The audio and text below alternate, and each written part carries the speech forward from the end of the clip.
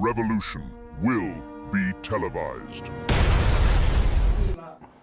Common sensors, welcome to the televisation of the revolution. Guess who's back in Studio 2? It's myself, Mark Littlewood, and the great Paul Cox. How have we managed to secure the studio again, Coxie? Well, we have, yes, by nefarious means, but we won't never go into that fully because that's our way of taking over the world eventually, of course. Watch out. Viewers, it was actually a crack team of human rights lawyers that Coxie and I employed because we had to tell Kelvin that at least some of this studio space was rightfully ours. We're entitled to it under the Human Rights Act. And Kelvin, being the former editor of The Sun, is a bit of a tricky character. Yeah. He definitely has some dark forces on his side, but not as dark as ours. No, that's true enough. So we are back and we are going to televise the revolution, Common Sensors. How do you reckon the week's been for the revolution, Coxie? I mean, I think we've done quite well. We've at least taken out one high-profile academic at Cambridge University, which is a pretty good start, isn't it? Jason Arday. Who's just won Plank of the Week on Mike's show. And he's also just won a Nobel Peace Prize, I believe. Good, yeah, I would have thought so, at the very least. Whilst towing an aeroplane with his toes. Yeah. I mean, this is a parable for the ages, isn't it? Oh, we won't forget this because we won't let them forget this because this is a non-meritocracy DEI hire. We should draw attention to it. Look, there's a serious element to this, as we covered in Plank, and that's that this Cambridge is one of the best universities we have to offer, and they've essentially lied to everybody, and they've lied to everybody to defend some ideology, which is totally and utterly abhorrent as far as I'm concerned, because they should always be upholding a standard irrespective of the politics of the day, which they do not do. However, they foisted it upon us, and a journalist had the audacity to look into this and of course was immediately investigated by the Metropolitan Police and labelled problematic, if not a racist, a misogynist and all sorts of other ifs. So Cox, who's the villain of the piece here, right? Is it Arday himself, who you might think is a bit of a kind of catch me if you can kind of grifter, right? And I'm not saying I admire that, but you know what I mean? Sometimes if you're just on the make or embellishing things about yourself and getting away with it, is he really the villain? Or is it the top brass at Cambridge University? Or is it the bloody Met again, who apparently now consider... I mean, this journalist who was asking him questions was asked to desist from asking any further questions for fear of Arday's mental health. Since when is it the job of Scotland Yard to protect the mental health of Cambridge academics? It's not, and it should never be, because all investigations should be taken and undertaken without fear or favour. So as a result, there shouldn't be any issue whatsoever. In order of culpability, right at the top is Cambridge University, of course. They employed him, they interviewed him, they stood by him. Then it's the academics that rallied around him that said, there's nothing to see here. This is the greatest black person since Martin Luther King, etc., etc. And by the way, that is part of the serious side of this. DEI has taken a hammering. So that means that every other black professor in the country now is going to be looked at with a slight suspicion. Not because they have done anything wrong, but just because the assumption is, are you another Arday? Did you get the job not on merit, but because of skin colour? And then probably at the bottom of that top three is Arday himself, because obviously he told all the porkies. But the guy was a fantasist. The guy is a fantasist. And somebody fed the beast. And that was Cambridge.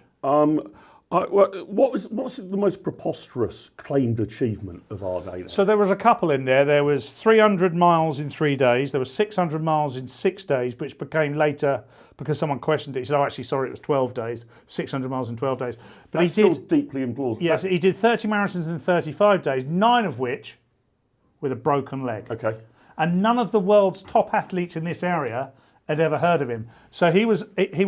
That's pretty extraordinary. You'd think so, wouldn't you? You'd think if you're in the top 10 or 100 marathon elite runners in the world, you'd think, Jason Arday is the one I'm going to watch out for, because he's doing it in his spare time, don't forget. These guys are training all the time, and he's just doing it in between all the other lies. Yeah. So, now, I'm remembering back to the halcyon days, Coxey, of our World Cupper show. I mean, I think he's resigned before making this claim, but I think virtually everybody's favourite team. By the way, Simon Kilford, thank you very much for the super chat. You are doing more than anybody else to fund the revolution. We're deeply, deeply grateful. And he is a Portsmouth fan as well, Paul. Is he? But during the World Cup, I think.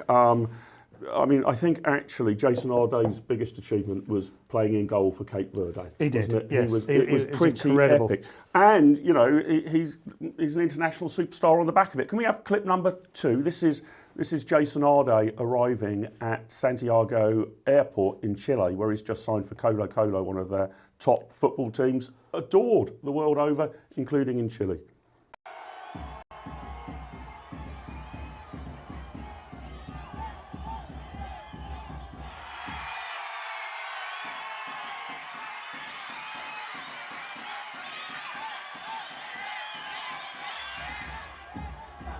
So, Coxey, that's what Arday thinks he's like as a goalkeeper, adored and loved. Yeah, I don't think he could really be quite as good in goal as Vizina for Cape Verde. Vizina, let's not forget, was probably will be the best known player of that World Cup, irrespective of the Golden Boot going on Mbappe and Messi being there with his bunch of thugs and criminals, making it through to the final.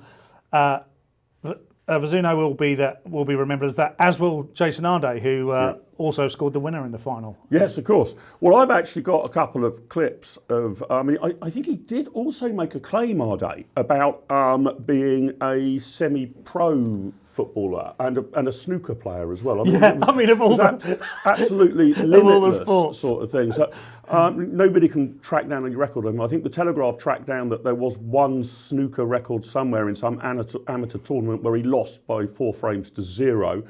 Nobody could track down any professional football team he'd ever played for.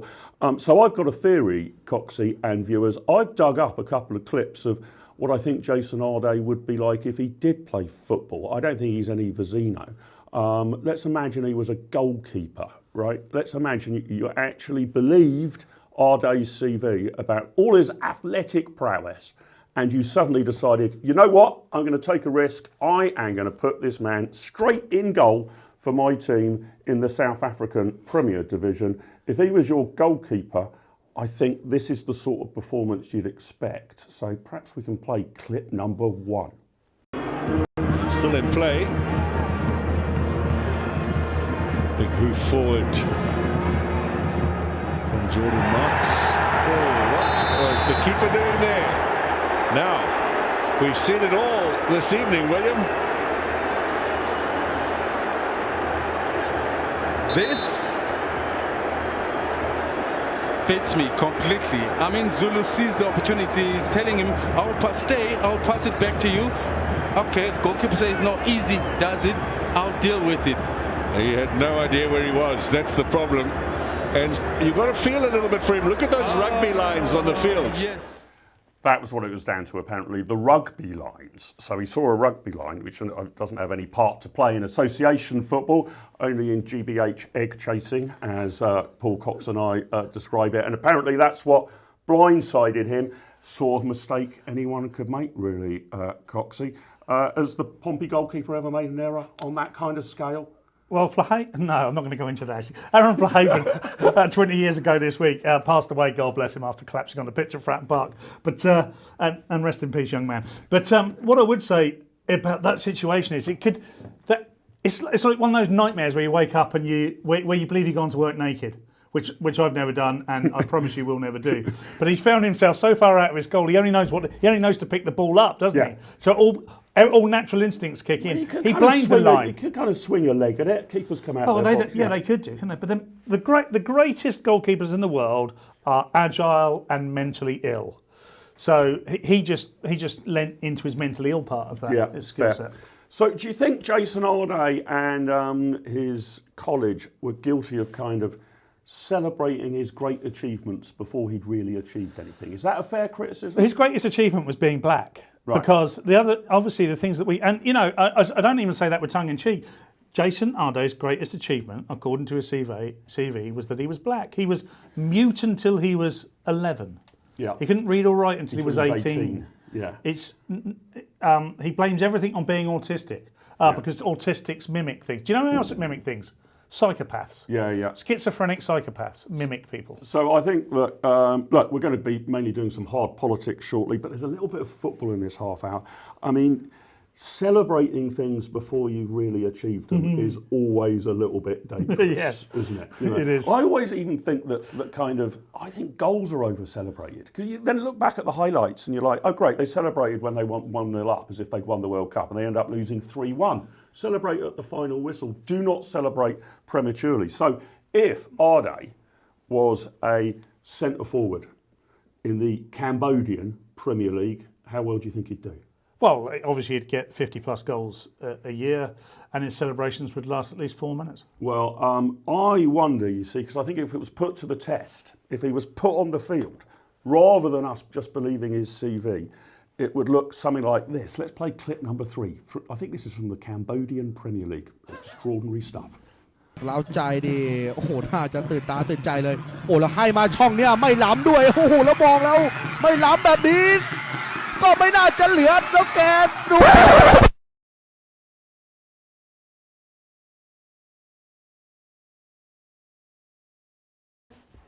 Yeah, premature celebration. That's what they call that particular problem, isn't it? Pretty grim stuff. So yeah, Jason Arday, I think will not be darkening our doors again. He's taking some time off to heal. Anyway, don't take any time off yourself, viewers. Stick with us. We've got some great guests coming up on this show. I'm going to get into the politics of what the hell's going on with one of our key world leaders, Gianni Infantino of FIFA. Yeah, you might think it's a sporting body, but it's basically got the same kind of kudos and influence of being the president of a minor corrupt power. We're going to be getting into that just in a second or two. Coming up later on the show, we've got the great Sophie Corcoran. Paul and I bow and worship her because she can actually play football, whereas Cox and myself can only actually watch football. And then down the line, we've got Giles Dilnot, the editor of Conservative Home. I've got some challenging questions to ask him about the Conservative Party, so hang along for him on the show. Then we've got one of your comedy mates, haven't we? We have Simon Evans, the Great. Simon Evans, the Great. And 2 sections we've decided to design with you viewers in mind for the Cox and Littlewood show. Coming up in a little while will be Mark's metric of madness. I am going to give you a number or a series of numbers each time we do this show that will show you how absolutely mad this country is. That's going to be coming up a little bit later. We'll show you the number and see if you can guess what it refers to. And I know we always ask this question, what's in Cox's box, about virtually everything, but we are going to be asking that question very directly, and you've got quite a story in Cox's box. I do. I'm going to talk about the late, great Rod Liddle today. Brilliant. Right, but we've got our first guest. Let's bring on Kieran Maguire. Great for Kieran to be with us. Kieran, how the devil are you, my friend? Great to see you. And what shirt are you in? FC Warsaw shirt, is it? FC Warsaw, well, yeah, for Joy Division fans, for men of a certain age, they will know that this is the Joy Division Unknown Pleasures album cover, and I've got Ian Curtis and 10 on the back. So yeah, it's a specialist. I lived in Manchester for 40 years, so least I could do. Right.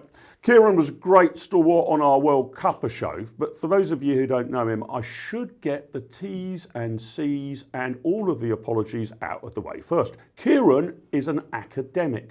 He's an academic at the University of Liverpool and an expert in football finance, and he claims to have written a book. However, I can tell you in Kieran's case, as opposed to Jason Arday's case, Kieran's claim is absolutely right.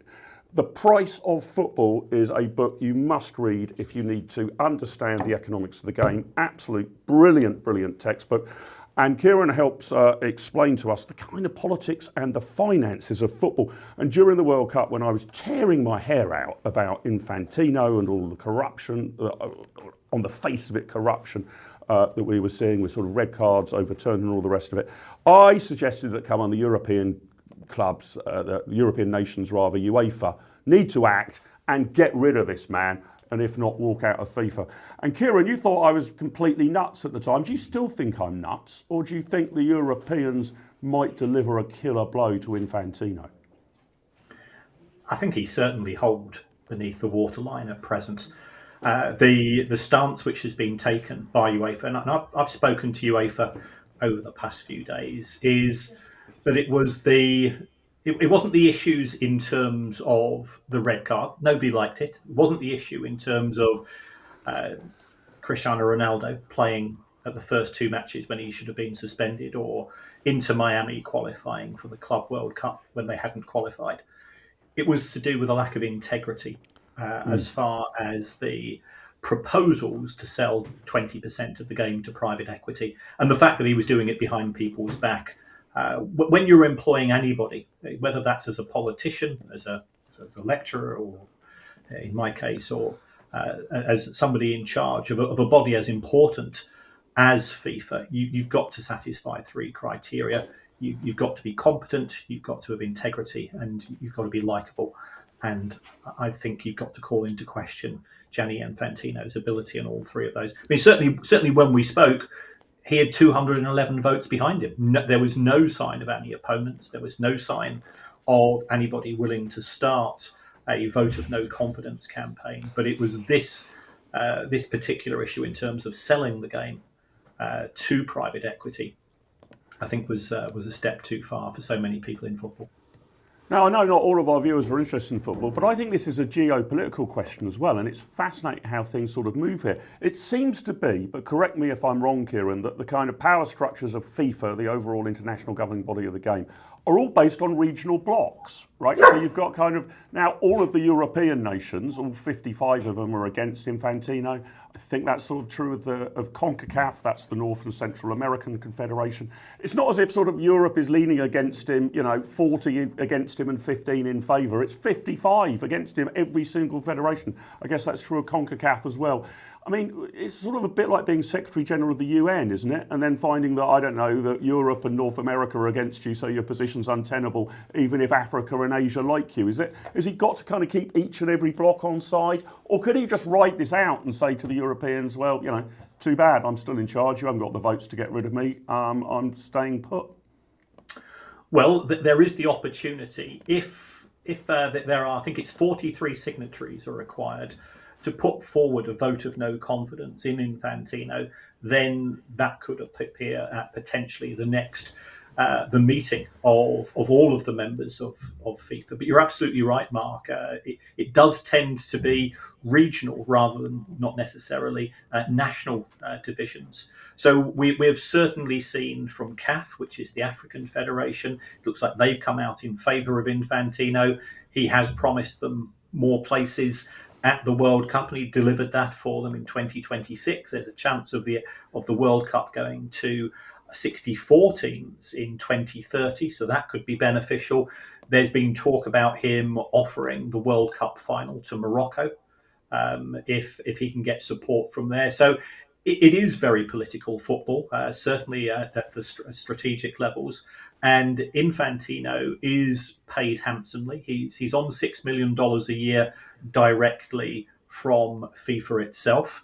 There has been talk about FFE, which would have been the new creation that would have been in charge of the commercial and broadcasting part of FIFA, potentially paying $30 million a year, $30 million, so 25 million quid, still a substantial pay rise. And he's due for re-election. I think this is the big issue. He's due for re-election next March. Whether there will be an opponent, again, it will be done on political levels. If there's talk, I think, about the Venezuelan president, him putting himself forward, he would certainly get the support there for South America. I think he'd also get the support of North America because he's originally Canadian. I suspect he'd get the support of Europe as well.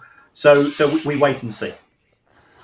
And it sounds like the politics of all of this, Kieran, are not about the kind of future of the game or, controversial but important issues like how much should technology be used in the sport, How do we encourage the growth of the sport in areas where football might not be predominant, in North America or whatever? It seems to me it's just pork barrel politics, right? The way you become FIFA president and stay there is you've just got to be able to count to, what would it be, 106, that would be a majority just out of 211. And if you can give goodies and pork barrel politics to those 106, you keep the job. It's just like buying off a client base of support, isn't it? I mean, and it's bound to be geared that way rather than a proper governance structure for the game. Am I being unfair there? Or is actually that how the politics work? Just like oftentimes in the real world, that's how it works. No, I'm with you 100%. It could be argued that we have a similar arrangement domestically in terms of the Premier League, where you have to have 14 votes, 2/3 in favour of any changes. And from my point of view, I focus on the finances of the game. The recent changes to the way that money is being distributed to cost control and so on, every club will look at that. And certain things wouldn't have even gone to a vote unless the Premier League was confident that it would get that 2/3 majority. And that's a subset, that's a consequence of being part of a multi-billion-pound industry. The Premier League's worth £7 billion a year. The FIFA World Cup, it only took 30 to 40 days, but we're talking potentially $15 billion being generated, of which 12 billion will turn out to be profit. Now, how that's allocated and how quickly that's allocated by FIFA, i.e. Gianni Infantino, does have an impact upon people's decision-making.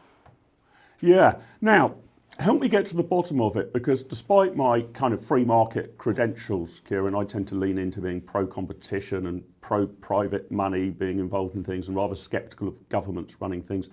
I didn't like the smell of what they wanted to do with the World Cup, which was to bring in private money.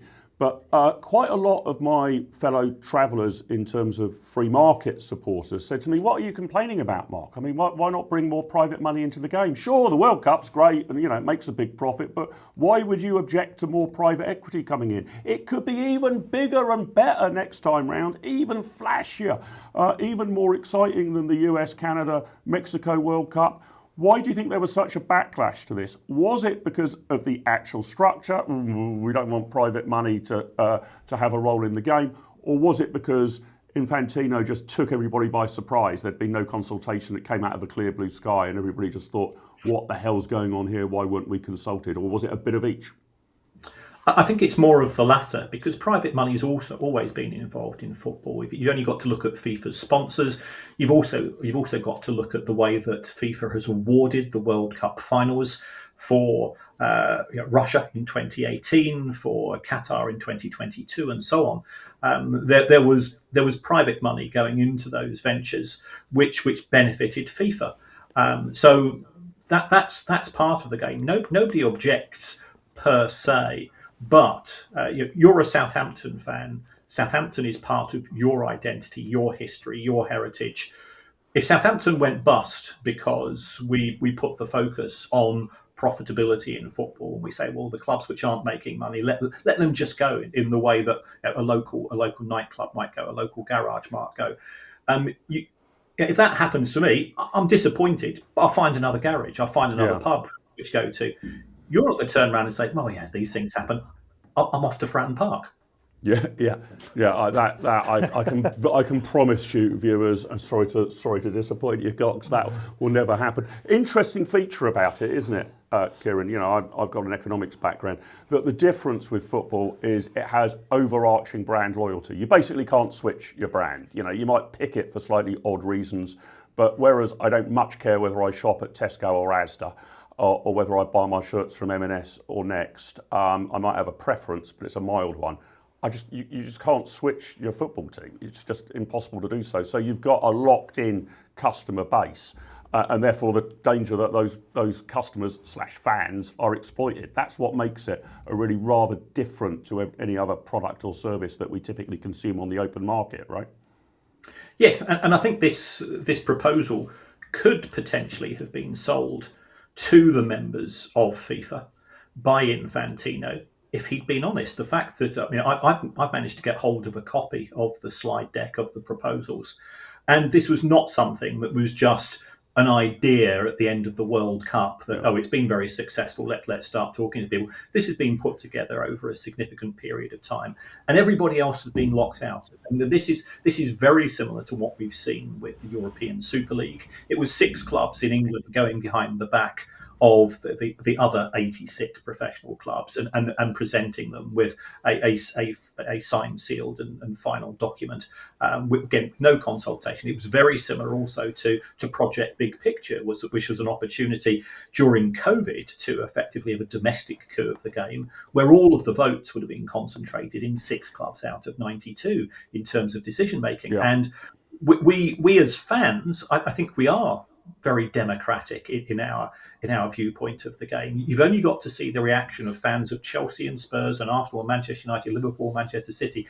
They were against Super League, yet their clubs, which were the ones which were going to benefit most of all from the proposals, because they would have been guaranteed participation in the tournament. We have this romantic notion of meritocracy within football. I think it's worth preserving. Yeah, I agree with all of that, Kieran. So just leave us with a prediction. Is he going to go? And when's he going to go if he is going to go? He's not going to go willingly. Again, he will read the tea leaves here.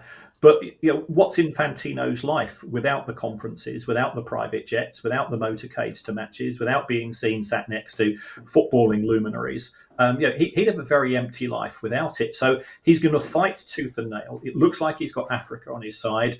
He's got Europe and CONCACAF, I think, in the main are opposed to him. He's got to work. He's got friends in Asia because, again, he's delivered additional World Cup spots. So it will come down to the intricacies of politics, and he will be playing the Europeans are the baddies here, and they're against us, and they're against the rest of the world card in his negotiations. Well, certainly the English are the baddies is the plot thread of virtually every Hollywood blockbuster these days, isn't it? So we're bound to play on that. Kieran, thanks. It's been a delight. Just to remind you, if you're interested in the finance of the game, do pick up a copy of Kieran's book, The Price of Football, available from all good booksellers and on Amazon. Kieran, thanks very much. We'll have you back on again soon. I think this is going to run, this story, right? It's not going to come to a conclusion anytime soon. So we'll have you back on as this drama plays out. FIFA seem to be not quite as good at changing their boss as we are at changing Prime Minister. That seems to happen every few minutes in the United Kingdom. But thanks so much, my friend. Great to speak to you. And speak to you soon.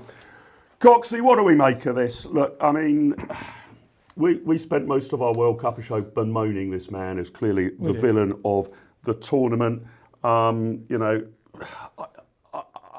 hoping too much that we might get rid of this guy and the beautiful game might be put back in decent hands? It's strange, isn't it? Because if we cast our mind back to Sepp Blatter, the previous incumbent in this role, he was incredibly corrupt.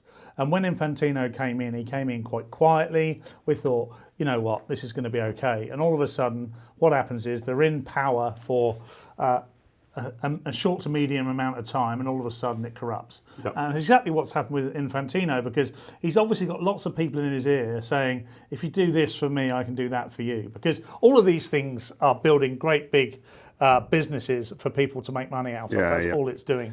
So whoever comes in needs to be entirely football orientated, but needs to be entirely focused on building the brand of football rather than making money, because FIFA will make money. It's a cash cow. It will just generate money without. The World Cup can't not make money. No. Right? I mean, I was just thinking of the profit margin there. I mean, the profit margin is like 90%. I mean, it's not difficult. You're not really competing with much. It is the premier sporting event on planet Earth. He spent his June and July in America, where they probably were in his ear saying, you could make a lot more here. But we need to protect it. So here's my theory, right? Let's pull up for those of you. Sorry for those of you who aren't massively into football, but I think this is an important international question as well. Let's pull up image number 1. So this is Gianni Infantino. Looking a bit smiley and relaxed there. But I just kept thinking, and I'm sure I was saying this during the World Cup, weren't you, Coxie? There's something about him that made me think Bond villain. Super villain of some sort, and I didn't know in the back of I didn't know why. Is it because he looks a bit like Blofeld from You Only Live Twice or something? I couldn't quite place my finger on. But then, you know what? It came to me this week. Yeah. It came to me this week. Humpty Dumpty. Do you remember the great science fiction super marionette show called Thunderbirds. I do remember it, Thunderbirds yes. Are Go, with Virgil Tracy and Lady Penelope. Do you remember the baddie or the supervillain in Thunderbirds? Can any of our viewers remember? Come on, we're all of a certain age. You must have watched Thunderbirds. Jerry Anderson's Thunderbirds. The big bad? No, not coming to me. Let's pull up image number 2. Here is the Hood. Oh my God. I mean, case closed, guys, right? Case closed. 100%. It is him. And I think we can actually put the two of them together. I mean, There you go.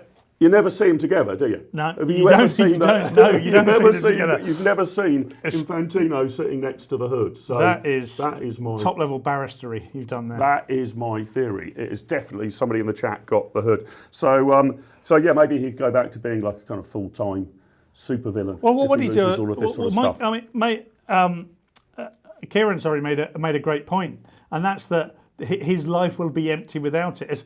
As sad and as human as that sounds, it's utterly true, isn't it? You build your identity around these roles, and that's why people don't want to leave it, because where's he going to get £6 million a year from after that? I mean, at some point you've got enough, haven't you? I mean, it's like he's made enough money to go to any football match he ever wants. I think you make yourself rich enough for the rest of your life in the first couple of years of a job like that. But then you start looking at the other things, which is all the trappings that come with it. The trappings. It's like this job.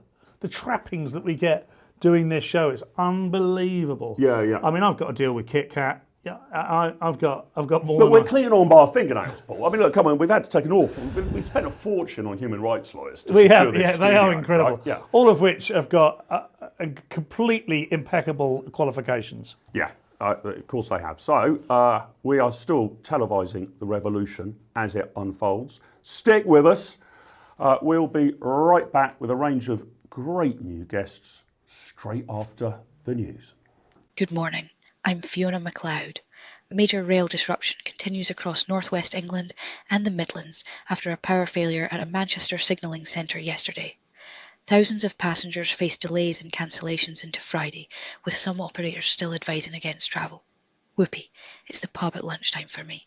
Politically, Kemi Badenoch's Conservatives have written to all Tory-run councils urging them to rapidly enforce new single-sex space rules based on biological sex, after several left-wing councils said they would defy the Equality and Human Rights Commission guidance. Separately, a poll finds nearly 85% of 16 to 18-year-olds would simply switch off the government's planned voluntary overnight social media curfew for older teenagers. The ongoing heatwave is also keeping shoppers off the high street, with bakers doing particularly badly. I may have to get my BAPS out. See you later, alligators. There's Fiona and her BAPS, my favourite news broadcaster of all time. So look, are you up for a little bit of craziness, a little bit of madness? I live for it, Mark. I know you live for it. So, okay, let's play clip number 5.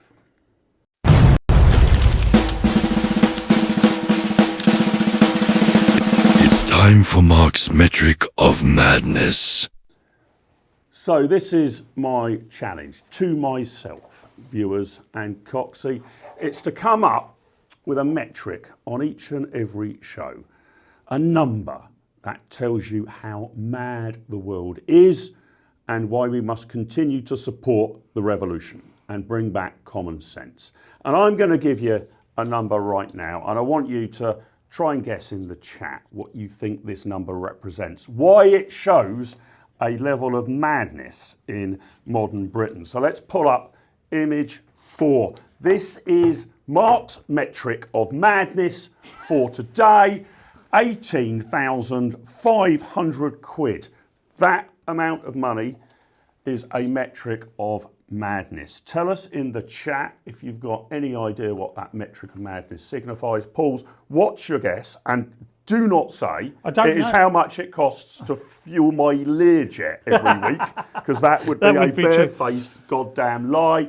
What do you think it is?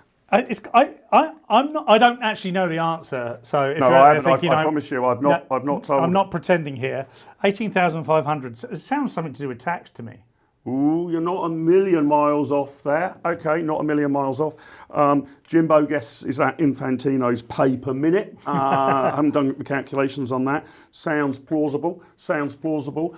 No, £18,500 is the amount that the British government spends every year for each man, woman and child in the country. It is the total cost of government spending divided by 70 million, which is my rough calculation of how many people are in the country.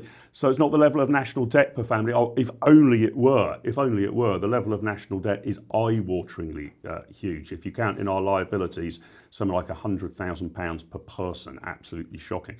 So £18,500 per person per year. That's what the UK government spends.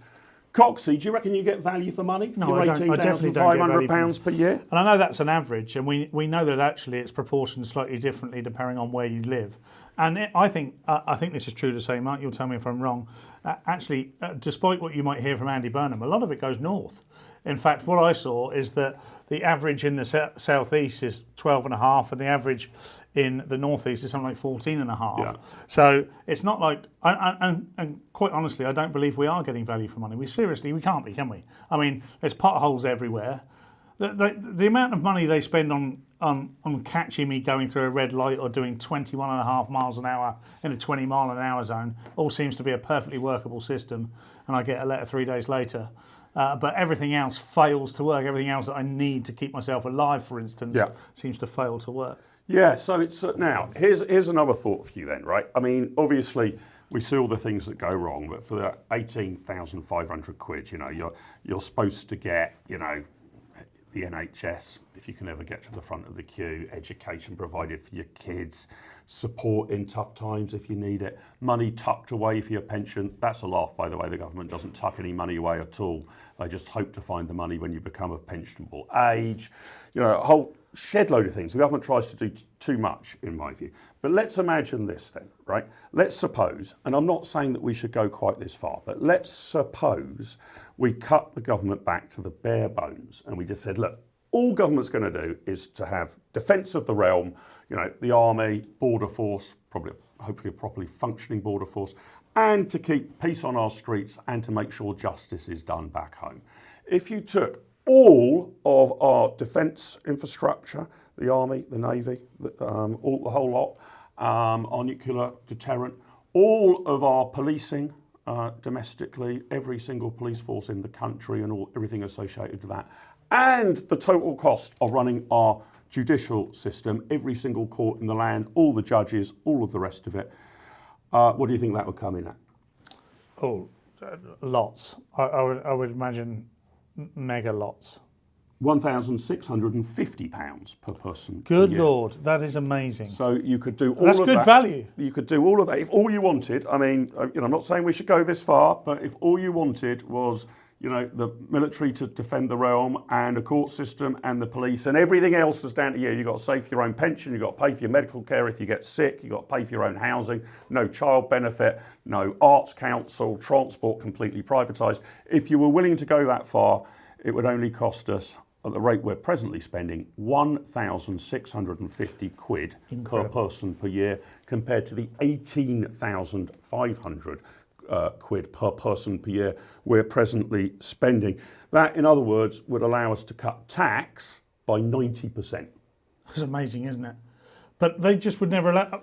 Do they ever tell us what that 18.5? I mean, obviously the government probably wouldn't agree with your 18,500, but that's, you know, that's maths for you.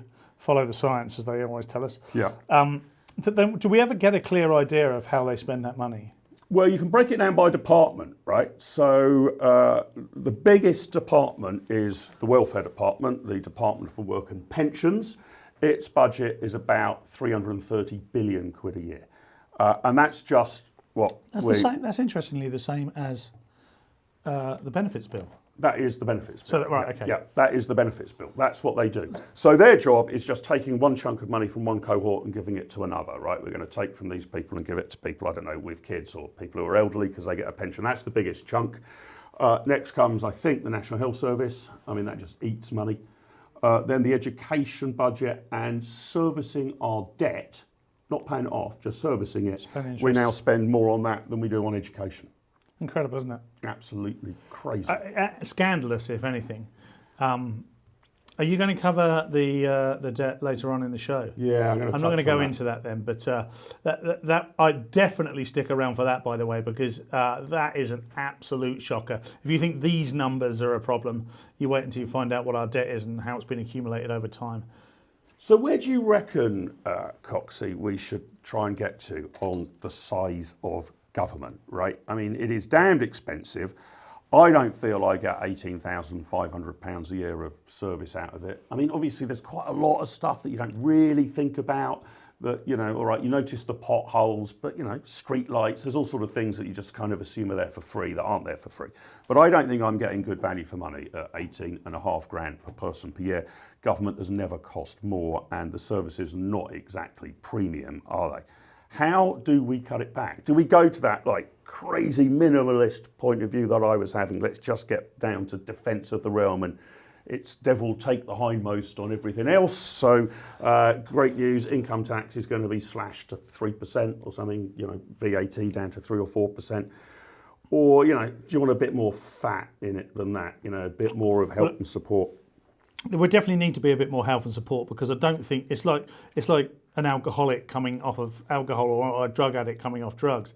The society has become incredibly used to having certain things available to them and everything working. Now, irrespective of whether that would change or not, the idea that it might change would unsettle a whole community, a whole society of people. So that would be a huge problem. But we could immediately look at where the money's going, have a Doge, for the want of a better phrase, in the UK, because so Doge. This was the Department of Government Efficiency, yes, so-called, in America under Trump, yeah. and they Did it save any money? I don't know the answer to that actually, but what I do know is whether it saved money or not. It identified where money was being wasted, Yeah. and quite humorously, Donald Trump stood up in Congress that time or in the Senate and said, you know, and listed the things where it was going, you know, on trans awareness courses in some country you've never heard of, etc. There will be a lot of that going on, and I think I'm not sure how you can have foreign aid to the extent that we have foreign aid when we are unable to look after our own people. Yep. That might seem cold-hearted, but how could you possibly do it? It's like paying next door's council tax before you could feed your kids. It doesn't make any sense. Yeah, that doesn't make much sense to me. Yeah, Doge did uncover, I don't know how they've cracked this, but it uncovered, and I'm doing this from memory, I haven't got the time to look it up now, but uncovered quite a few strange things about the American welfare bill. So I agree, always follow the money, right, if you want to know what's going wrong. And Coxie, the American welfare bill, they were just looking at who's receiving pensions or welfare support on the grounds of being elderly. And they found there were a good number, a very sizable number, I think it went into many, many thousands of people over the age of 100 who were claiming welfare, a good number of people over the age of 110, and quite a large number of people over the age of 120, if I recall rightly. Obviously, there will be a very small number of people perhaps over the age of 100, I mean a mere handful. I even tracked down that there was one person who was still receiving welfare who had been born before the American Civil War. That's incredible. So obviously all of that was fraudulent, or at least 90-odd% of it. I can believe that there are several thousand, maybe even several tens of thousands of people over 100 in the United States of America, largely because of all the preservatives in the food. You know, the body just simply can't die. But 110, 120, well, no, we would know about it, wouldn't we? Because we'd be celebrating their birthday every year because they would be the oldest person. Yeah, but obviously, like the welfare computer system isn't geared to that. No, of course so it's it just not. keeps paying out, saying, "Well, I haven't heard that Bill's dead, so I'm just going to keep issuing Bill a check." And who can it be who's taking the money? Bill's grandson? Bill's great-grandson? Yeah. You know, is this going into a trust? I think it was exactly that. Yeah. I mean, so I can remember way back in the day, it would be a similar thing of the family clinging on to things of immense value. When Southampton played at the Dell, tiny little pokey ground, half the size of our present one. But it was something crazy, like the average age of a Southampton season ticket holder was something like 86. And the reason being that when Uncle Jack died, you didn't tell the club that. You retained his season ticket and passed it on around the family. So it seems to me the same thing, potentially. Couldn't with happen welfare now. checks. If you've been into a modern ground, it would... it flashes up a different colour to say, oh, this is a senior pass or whatever, and then there'll be someone at the gates going, you don't look 86. Yeah. So Hamish Haggis has asked for some financial advice. Very dangerous to ask financial advice from Cox and myself, and probably illegal under the regulatory regime to pass it on to you. So I can only speak in very general terms. Hamish says, Mark, I need to get to October when I'm 55. I've got private pensions, but I don't have a monetary mind like you do. Well, that is true. At 55, you can draw down tax-free some of your pension if you want to. I think it's up to 20 or 25%. So if you've got a pension pot of 100 grand, you could lay your hands on 20,000. But look, my general advice is this: not qualified and illegal, I think, for me, not as an independently regulated financial advisor. It's something Einstein said, Coxie, that the eighth wonder of the world is compound mathematics. There are those who understand compound interest. Yeah. There are those who understand it and those who pay it. And it is so true.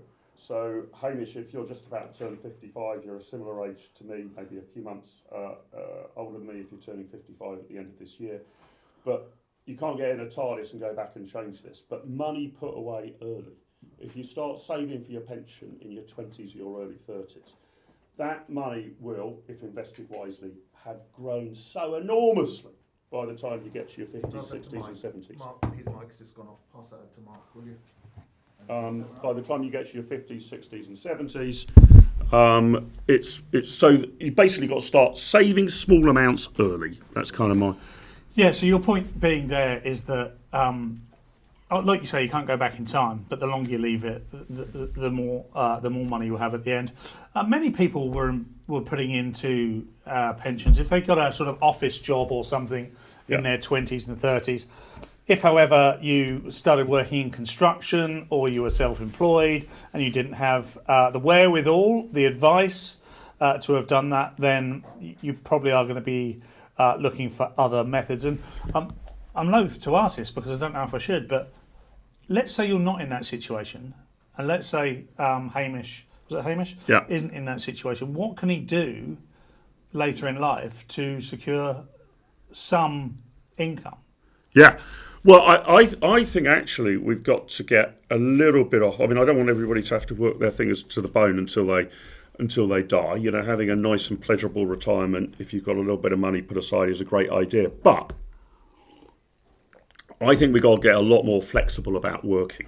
I think this old-fashioned idea doesn't really happen anymore, but I still think we think in these terms, Coxie, that you work for a company, maybe the same company for 40, 50 years, you retire, you're given your carriage clock and you stop working.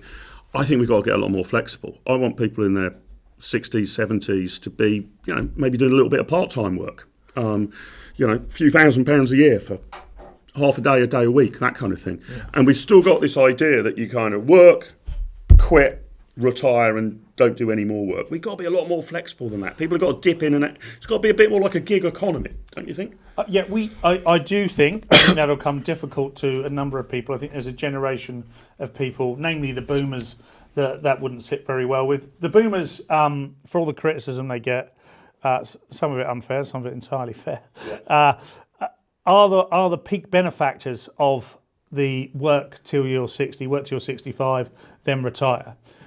Before that, there was obviously world wars and people weren't living as long. But because people are living longer, I think there's a necessity now. And maybe that includes not working 5 days a week when you're 40. It might mean that you work. You gradually come down off of work. Yeah. You don't work 5 days until 60 and bosh. You know, in your 40s you go down to 4 days, and 50s 3 days or whatever, and you just keep doing that, perhaps until such time as you think, well, I've probably only got a few years left. But it's tricky because people, you know, the hope they've got in life is A, that themselves and their family live long and healthy, prosperous lives, and B, when they get to the age that they can draw down their pension, they've got money and they're healthy enough to enjoy it. So the idea that you might have to work and not be able to take that extended holiday around the world or whatever you wanted to do, to some people just seems unjust. Yeah. Marcus has asked in the chat, where are the jobs, Mark? I mean, that's a kind of fair question. But I think part of the problem with there not being enough or a wider variety or the appropriate jobs is we've regulated and taxed a whole load of them out of existence, right? We're making it too risky for employers to take people on. You know, if you give workers too many protections, I don't know what the sweet spot is, but if you give workers too many protections, a company will think, well, I don't want to risk taking on an employee, right? Because if it goes awry, I'll probably be sued, you know, for wrongful dismissal, racial discrimination, sexual discrimination, bullying, harassment, God knows what. And here's one of the biggest problems, Marcus, as well, on companies growing. We are pretty good in the UK at companies being set up. I can't remember the exact numbers, but if you look at the number of new companies registering with Companies House every year, Coxie, it looks impressive. You would think, wow, Britain is a hub of entrepreneurialism, because entrepreneurialism requires creative destruction, right? It's okay for companies to go bust. They've lived their natural life. They're no longer providing a service. You know, we don't need the same number of blacksmiths today that we needed, you know, before the motor car was invented. Just going to check. you can say blacksmith still. You can. That's not that. So companies come, companies go. But here is the big problem, which speaks to Marcus's point, is a vast number of those companies remain at sole trader status. Yes. They're just one person running their one business, you know, an individual window cleaner, an individual street stall holder, and they don't grow, because it seems to me the risk of going to your first employee is so huge if something goes wrong. So I think we've got to liberalise that part of it and encourage the small trader entrepreneurs, make it easy for them to take on first, second or third employee. Yeah, I mean, I have a sole trader business myself, and it is a big leap to take it up. And I do have casual workers who work for me, part-time, ad hoc, 0-hour contracts. There is no contract actually at all. But it's very difficult to grow. And once you grow beyond a certain point, the leap is up. There's no intermediate position. You just become a limited company. Yeah. And many people will tell you, well, that's brilliant because you get this tax relief, you get the other. But of course, there's a lot of costs that come with that as well. You can make a sole trader profitable more easier than you can make a limited company profitable, in my experience. So it's difficult. It's not made easy. That's the point.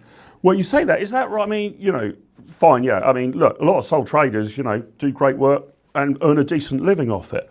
But what you want to see is more scale-ups, isn't it? I mean, going a bit higher up the kind of value chain, one thing that makes us enormously different to America is we get to a certain sort of size, our companies, and then they just get swallowed up by bigger companies. We don't build the kind of Amazons or the Facebooks or all the rest of it. Our local co-op has just installed self-service tills. How's that for a company whose ethics were based on for the people? Yeah, that's the other thing, of course. Do you reckon AI just puts us all out of work? The number of jobs that we're doing at the moment that will be able to be done by AI, you know, if you're an accountant, a lawyer even, a researcher. I mean, I've done quite a lot of work in my life in kind of media and communications. The idea now that you would have a human writing your press releases for a company. I mean, AI can do it pretty much as good as a young press officer. Exactly. So am I being too optimistic? Jobs are just going to disappear. Well, there has to be a way. Otherwise, what do you end up with? Just some sort of a global communism? Because if you take that to the nth degree and AI does everything, then all humans are redundant. There's no work for humans to do. What are the humans going to do? Yeah. And how are they going to afford to live? You know, how are they going to afford to enjoy themselves, etc.? How is any other business that AI is feeding into going to be sustainable without customers? So if you've got a situation where the business is AI and the customer is AI, then great, and we're all redundant as a species. But that's never going to be the case. So we've got to find a way to work with it. I believe certainly within the creative arts, of which this is obviously one, Mark. This is pure art. We absolutely. This is gold dust. You're not going to get that from AI. No, I guess. You shouldn't either. My daughter actually now is doing art and graphic design at A level. She wants to do product design at degree level. And her biggest fear is AI. Because all she wants to be is creative and work with people and create things. But if you can pay an AI system 80 grand a year, 30 grand a year to do it all for you, instead of paying 10 people the equivalent of £500,000 a year, then as a business owner, you're going to look at that and go, well, I'm just going to do that, I'm afraid. I'm ever so sorry. Yeah, so there's two theories here, aren't there? The first theory is this rather pessimistic one. We're all kind of doomed, right? That we're all used to being a graphic designer or whatever, and now AI will do all of the graphic design. So what's the point of that? I'm trained to be an accountant, but actually AI can now, do your tax return and file your company accounts in 3 minutes flat. So my qualification is worthless. And you get into this problem, you're trying to answer the dilemma, well, what do we do if 90% of jobs disappear? That's the pessimistic outlook. The optimistic outlook, however, is we've seen this movie before. Absolutely. The Industrial Revolution, Yes. agriculture, becomes industrialized, so, right, there's no longer hundreds of people using a scythe. No, we've now got a tractor. Well, that puts people out of work, but they find other things to do, right? So do you know the famous story of the great economist Milton Friedman, I think it was, visiting the Soviet Union? No. So he was obviously taken around on, I think, a very biased tour. They wanted to show him the very best parts. But he was staggered to be taken to, it was a whole bunch of roadworks. And I don't know, they're building a whole new motorway or something. And Friedman was absolutely amazed that all the workers were just using shovels. Shovels, not drills, no additional equipment, just sort of shovels. Absolutely, he was completely staggered. So he asked the commissar, this is crazy. This is a crazy way to build a motorway. I mean, you've got to have all sorts of kit and equipment. You need a digger, you need pneumatic drills, you need concrete mixers. You've just got a whole bunch of guys with shovels. And the reaction of the commissar was, oh yeah, but if we had all of that kit, the road would get completed much more quickly and all of these men would be out of work. Why would we want to do that? That would be a disaster. Incredible. This is a work plan. To which Friedman says, well, if that's what you're attempting to do, why have you given them shovels? Why don't you give them teaspoons? So, I mean, part of me says we've always found like hot new technologies, and we've been a bit worried it's going to have a displacement effect, but it always leads the human race better off, and we always find other things to do. Yeah, look, the other thing, of course, is, in the great old days we were manufacturers. The Industrial Revolution was about manufacturing and then trading with the rest of the world, in which we had the monopoly on. And it was fantastic for us. And, we run the biggest empire in modern history. Now, since Thatcher times, whilst we were able to start making money again, it's all in financial services and services as a whole. Mm-hmm. We barely manufacture anything. China still manufacture loads of stuff, and under Donald Trump the US are starting to manufacture more, and that's where the jobs come from. That's why you don't hear the same complaints to the same level. There's no way we could row back now. Well, we could do, but we've created a generation of people that wouldn't want to work in manufacturing, and certainly wouldn't want to go down a coal mine. Hang on, we're going to go to the news in a minute, because I just need to make it very plain. There is not a chance in hell that AI will ever replace Fiona as our newsreader. I mean, there's just the human touch is just magnificent, right? So we can be pretty clear about that. But I don't know about the manufacturing thing. Don't you think the kind of softer services is where we're all going? All of this, let's all get back to working in big factories. I mean, that was yesteryear, wasn't it? A bit like agriculture. You go back 300 years, 95% of work is work in the land. Now it accounts for, I don't know, is it even 1% of employment? I agree, and I would want to work in services rather than agricultural or manufacturing. But we were talking about preserving jobs. Nearly every service job could be done by AI. Yeah, that might be right. Anyway, we're not going to let that happen on UK Live Online for our gorgeous, glorious newsreader, Fiona MacLeod. Here she is with the news. We'll be right back afterwards. Good morning. I'm Fiona MacLeod. Major rail disruption continues across northwest England and the Midlands after a power failure at a Manchester signalling centre yesterday. Thousands of passengers face delays and cancellations into Friday, with some operators still advising against travel. Whoopee, it's the pub at lunchtime for me. Politically, Kemi Badenoch's Conservatives have written to all Tory-run councils urging them to rapidly enforce new single-sex space rules based on biological sex, after several left-wing councils said they would defy the Equality and Human Rights Commission guidance. Separately, a poll finds nearly 85% of 16 to 18-year-olds would simply switch off the government's planned voluntary overnight social media curfew for older teenagers. The ongoing heatwave is also keeping shoppers off the high street, with bakers doing particularly badly. I may have to get my baps out. See you later, alligators. Thank you. There's Fiona with her completely non-AI'd baps, right? So, or whatever Burnham would call them. Yeah. Stotties or whatever. Yeah, exactly right. So what do you think in the chat? I'm sensing you're a little bit on the pessimistic side. I'm a little bit on the optimistic side, right? I want to know what you think in the chat. I'm not sure I would say that I was pessimistic. I'm concerned about how we're going to generate work for people of the future. And I think work's great for people, by the way, but work that they enjoy. But work gives purpose. This is work. This is work, and this is a joy. Yeah, I mean, that's why I laugh. Look, I've worked very hard to get myself to a point where my work is to talk to other people about their work. Which is essentially what you've done for a living, Mark. But we're providing a service. We're providing some entertainment. People are learning from us. We're very good looking. That's helpful as well. That's keeping everybody very happy. But I do worry about what the future looks like for Great Britain. And part of that worry is how we're going to keep people occupied. Yeah.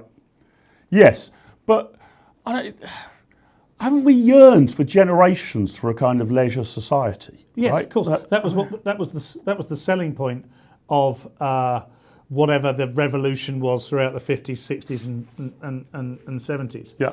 And then of course the 80s come along and Thatcher made Britain rich again, almost, and loads of money was wandering around. Yeah. Although I'm considerably more richer than you. Yeah. And that was quite interesting. What I want is kind of an equal society where those that can do. So you enable them to. You don't put things in their way. If someone is entrepreneurial, you give them a chance. You give them a chance by, giving them tax breaks, by making it. Look, I run comedy clubs, but I don't own any property. I go into other people's venues. Yeah. Now, I did look into having my own standalone comedy club, but it is ridiculously expensive to have a commercial unit on a high street. Even with the local council saying you can have 50% off your rates for the first year, it still didn't make any difference.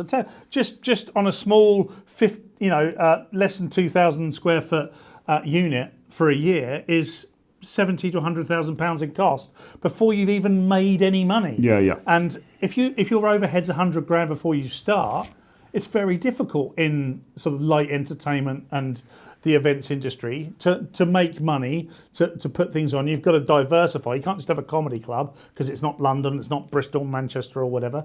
If it's in Chichester, where I happen to be looking, yes, there's a market for it, but there's only a market for it maybe once or twice a month. So what are you going to do with that unit? So if you hire the unit, what do other people hire that unit for the rest of the month? So my business plan was to have a bar in there that would run, a cafe in there that would run, a space there where people could be creative. My business plan included podcast studios, for instance. Lots of people are podcasting, and perhaps they want a professional studio, or colleges or universities or wanting things that they could use for that sort of thing. It's got to be multi-purpose, multi-use, and then it would come together as a comedy club, maybe once every Friday and Saturday, or maybe even once a month. But I mean, that's just the comedy club business. Yeah. But I walked down my local high street yesterday, which is something I don't often do, and I took my car to get cleaned by the semi-legal migrants that do a blooming good job, and I walked along the high street, and it's just endless charity shops, although not enough. I do like a charity shop. The rest of it just seem to be cafes upon cafes. Bars are popping up, vape shops, barbers, an inordinate amount of barbers. That maybe on a high street with, let's say, 100 units, there are 10 barbers. There isn't enough people in that area. Now, that's a whole other discussion of what's going on there. But if you want to make a legal, valid living, I'm not sure how you make it on a high street anymore. And if you walk down any high street, what you have to inevitably end up doing is maybe jumping in the car and going to the satellite high street, which is where your big Argos or your big and your carpet and tile place are. And then there's often a Starbucks and a Costa and all that sort of. We're looking for sponsorship. Do what you like. I'm not sure where it is anymore. holding tightly onto my mum's hand down the same high street 40 years ago, there was, first of all, it wasn't pedestrianised, which I know is less safe, but it meant that there was passing traffic all the time, which meant they knew what was in the high street. I'm a big fan of that, having worked for TfL and pedestrianised absolutely everything. I don't think that's the answer. Also, there would be a whole variety of shops, the butchers, the newsagents, all the things that were in the supermarkets. And by the way, I'm only talking about the 1980s. It wasn't like the supermarket didn't exist. The supermarket very much existed in the 1980s, but there were independent shops as well. What about the battle for physical resources and the need for domestic manufacturing? What about the ingenuity and creativity of human beings? Yeah, I just think it finds a different path, a different way, right? So on the high street, Paul, right? Yeah, I mean, back in the day, okay, and maybe in the 80s, we were just sort of morphing away from it. You go to the high street, you go, you know, the butcher, the baker, the candlestick maker, you go to an independent outlet for each of the things you need, and everybody goes there, and that's what the high street was for. Well, now you can get much, much wider variety at comparatively cheaper costs by going to a massive bloody branch of Asda. But I know the high street suffers a bit. We've seen an absolute boom in coffee bars. Can anybody explain to me the economics of a coffee bar? I'm completely bewildered by it. I just don't see how you're getting in sufficient money if I'm just sitting in your Starbucks or Costa for an hour and buy one slightly overpriced coffee. It just doesn't seem to me but they're popping up bloody everywhere. The overpriced bit's key. Also, people are drinking less, and there's a coffee bar culture a little bit more now, not just in gentrified areas of London or Bristol or Brighton or somewhere, but in places in Hampshire, you know, where I'm from. There are independent coffee shops. There are little independent sort of all-day brunch type places. The markup on that sort of stuff is pretty good. You know, what does it cost to make a cup of coffee? With everything included, it probably cost £1 to make a cup of coffee, and they're all being sold for the best part of £5 now. So there is a lot of markup in that. Yes, but, you know, not much turnover, right? Well, it all depends, doesn't it? You go into every time a coffee shop opens up in my local town, it's packed. Right. It's packed straight away. So people are interested in that. They want to go and sit somewhere. I don't know if this is part of people working from home a lot more, and they just want to get out of their houses. They don't want to go to the office and the workplace, but going down to your local independent, I would suggest, a coffee shop seems to be a nice way to. You often see people just sat there, don't you, on their laptops. When I used to write comedy, I used to make sure I did that in public, and people would know that I was an artiste. Yeah, but I just wonder whether that's what we're going to see is that the high street's going to become a leisure destination rather than a shopping destination. You know, I know some people like going shopping for the fun of it. I just cannot be bored. It just bores me. I just want to acquire the product. But you know, a range of coffee bars, wine bars, restaurants where you can hang out. That's the future of the high street, isn't it? Yes, probably, but that requires disposable income. And I'm not sure how. I mean, you might know this as an economist, but what was the percentage of disposable income? Do we know what that was comparably with 10 years ago, 20 years ago? It felt higher. It certainly felt like in the early 2000s when I first started working in real work. You know, I bought a 2-bedroom house for £79,999 with a £5,000 deposit. You can't do that anymore.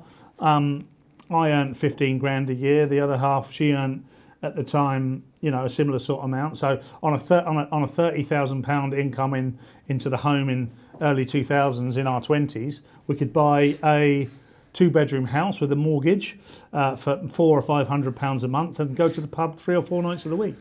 So here's the thing though, right? When politicians talk about the cost of living, immediately people think, what's a bunch of groceries cost us? What's the lecky bill looking like? How expensive is it to go on holiday? All of that sort of stuff. But the highest cost of living for most households is, guess? Their mortgage or their rent. Tax. Their income tax. Yeah, income tax. If you're down south or in, thank you, John Marco, £5. Thank you for funding the revolution, John. Thank you, Great John. show again this morning, guys. Thanks a lot. Tax, yeah. In the south and in London, it tends to be rent or housing. Right. But you're looking at, you know, typically speaking, a third or more of household income goes straight in tax. So, I've got a wild plan, Paul. Yeah. Why don't we cut the cost of living by cutting the tax bill? Well, that would be excellent, wouldn't it? It would be excellent. You'd have to cut the welfare bill though, because the tax receipts are slightly less, as we now know, by the tune of about £3 billion. Income tax. Less than the welfare bill, which is astonishing. Yeah, that's absolutely astonishing. And when you start looking at the demographic breakdown of the benefit and welfare bill, it's also astonishing where it's going, particularly with child benefits. I think that it was about 3% was going to Pakistani families and who make up.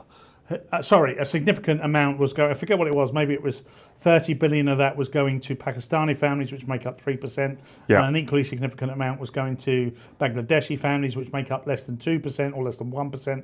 So, and that's not saying, oh, I've got a massive issue with those groups of people. But most of those groups of people weren't born here. Certainly their ancestors weren't, so they weren't contributing. And this is where the whole system falls over. If I said you could endlessly take out of a bucket that you never or didn't previously put into, the bucket's going to run out. Yes, that's exactly right. That's exactly right. Look, shall we work out? Would folk like to see how the life of work's changed?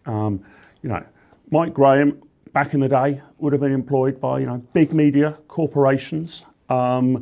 And you get your PAYE check, and you that's it. And you hope the company does well, but you've got your wage. You negotiate for your own wage. You get your little bit of slice of the pie in a massive corporate machine. One reason I'm optimistic about the future is startups are easier now, right? Look at UK Live Online. Okay, this has been put together in a huge amount of work, but a very small number of people. When did it go live? January, was it? And been around for a bit more than 6 months. You can today, with a little bit of money behind you, but only a bit of seed money, and a few determined people, set up your own television station. Yeah. This is absolutely remarkable. If someone had told me that when I was a kid, that it'd even be feasible, I couldn't have got my head around it. I would have just thought, if you want to work on TV, you've got to work for the BBC or ITV. Look at it now, absolutely massive, properly diverse culture of programming, right? Yeah, incredible. And the numbers watching this right now are in the order of 5,000 to 6,000 people. Hello, thank you, by the way, especially Simon Kilford. That's incredible, and then that'll go to 20,000, 30,000 over the course of the next few days, etc. And that's amazing because we're reaching people who are interested in what we've got to say and are engaging with us. All these people are engaging as we're looking at the comments coming through now. Television wasn't engaging like that. It was very selected. So now the market's changed, we're changing, and that is great. There's nothing wrong with that. It's absolutely fantastic. Again, I'd come back to my initial main point is that not everybody wants to do that. Not everybody can do that. I mean, you and I are exceptional talent. Well, yeah, absolutely. Yes. You couldn't do what we do. We wouldn't be able to. You couldn't. We can't even do it. Well, yeah. I mean, we wouldn't be able to afford all of those human rights lawyers to secure us an injunction to get this studio if we weren't. Yeah, I mean, I agree. But looking at people who aren't necessarily quite in our league, Paul. My point isn't whether it's a TV station or not. I think we're going to go to Pooch as well for a bit of a behind-the-scenes look. So maybe you don't want to set up your own TV channel, and don't. By the way, we've got enough competition already. Although we're knocking 7 shades out of most of the competition on YouTube. But I think Pooch is going to give us a little bit of a kind of studio tour. Is that right, Pooch? Hello, Mark. How you doing? Hey, how are you? Where are you? I am in MGHQ. So it looks like I'm in some kind of nice library there. But yeah, I thought you'd taken over the Natural History Museum. Yeah, that's a wallpapered wall there. There you go. So Mike uses that for the Thought Police. So he and Lewis Schaefer will sit down there and then sit and just chew the fat and do their Thought Police stuff. Very interesting. Before you do the full tour, what you were saying, Mark, about cost of living. Now, as you know, I'm a music promoter as well as doing this. And I saw a review in the Telegraph of Tom Jones's gig that he did at the Crystal Palace Bowl. It looked fantastic. It got a great review. And there are a whole load of gigs going on there. So I thought, do you know what? I'll have a look, see what the prices are. tickets for Gary Newman. Now, this isn't to decry anyone because these are all good talents, and lots of other artists starting at £91. Where are people getting £91? Now, a gig I'm putting on at the moment, my top price is £45, down to £17.50. Do you think? I know you're a big free market economist, but do you think there is any onus on the people putting the prices to put the prices so that people can afford them? I specifically, working with the band I'm working with, we wanted normal people to come. We didn't want to price people out of the market. Yes, we could have made more money if we'd up the prices. But what's your view on that? Yeah, I mean, I think that I want to leave it to individual people to price things, right? Because oftentimes criticism of the kind of free market capitalist economy, Pooch, is that just everyone's out to get as many pounds of flesh out of the customers as fast as they can, kind of ravenous greed.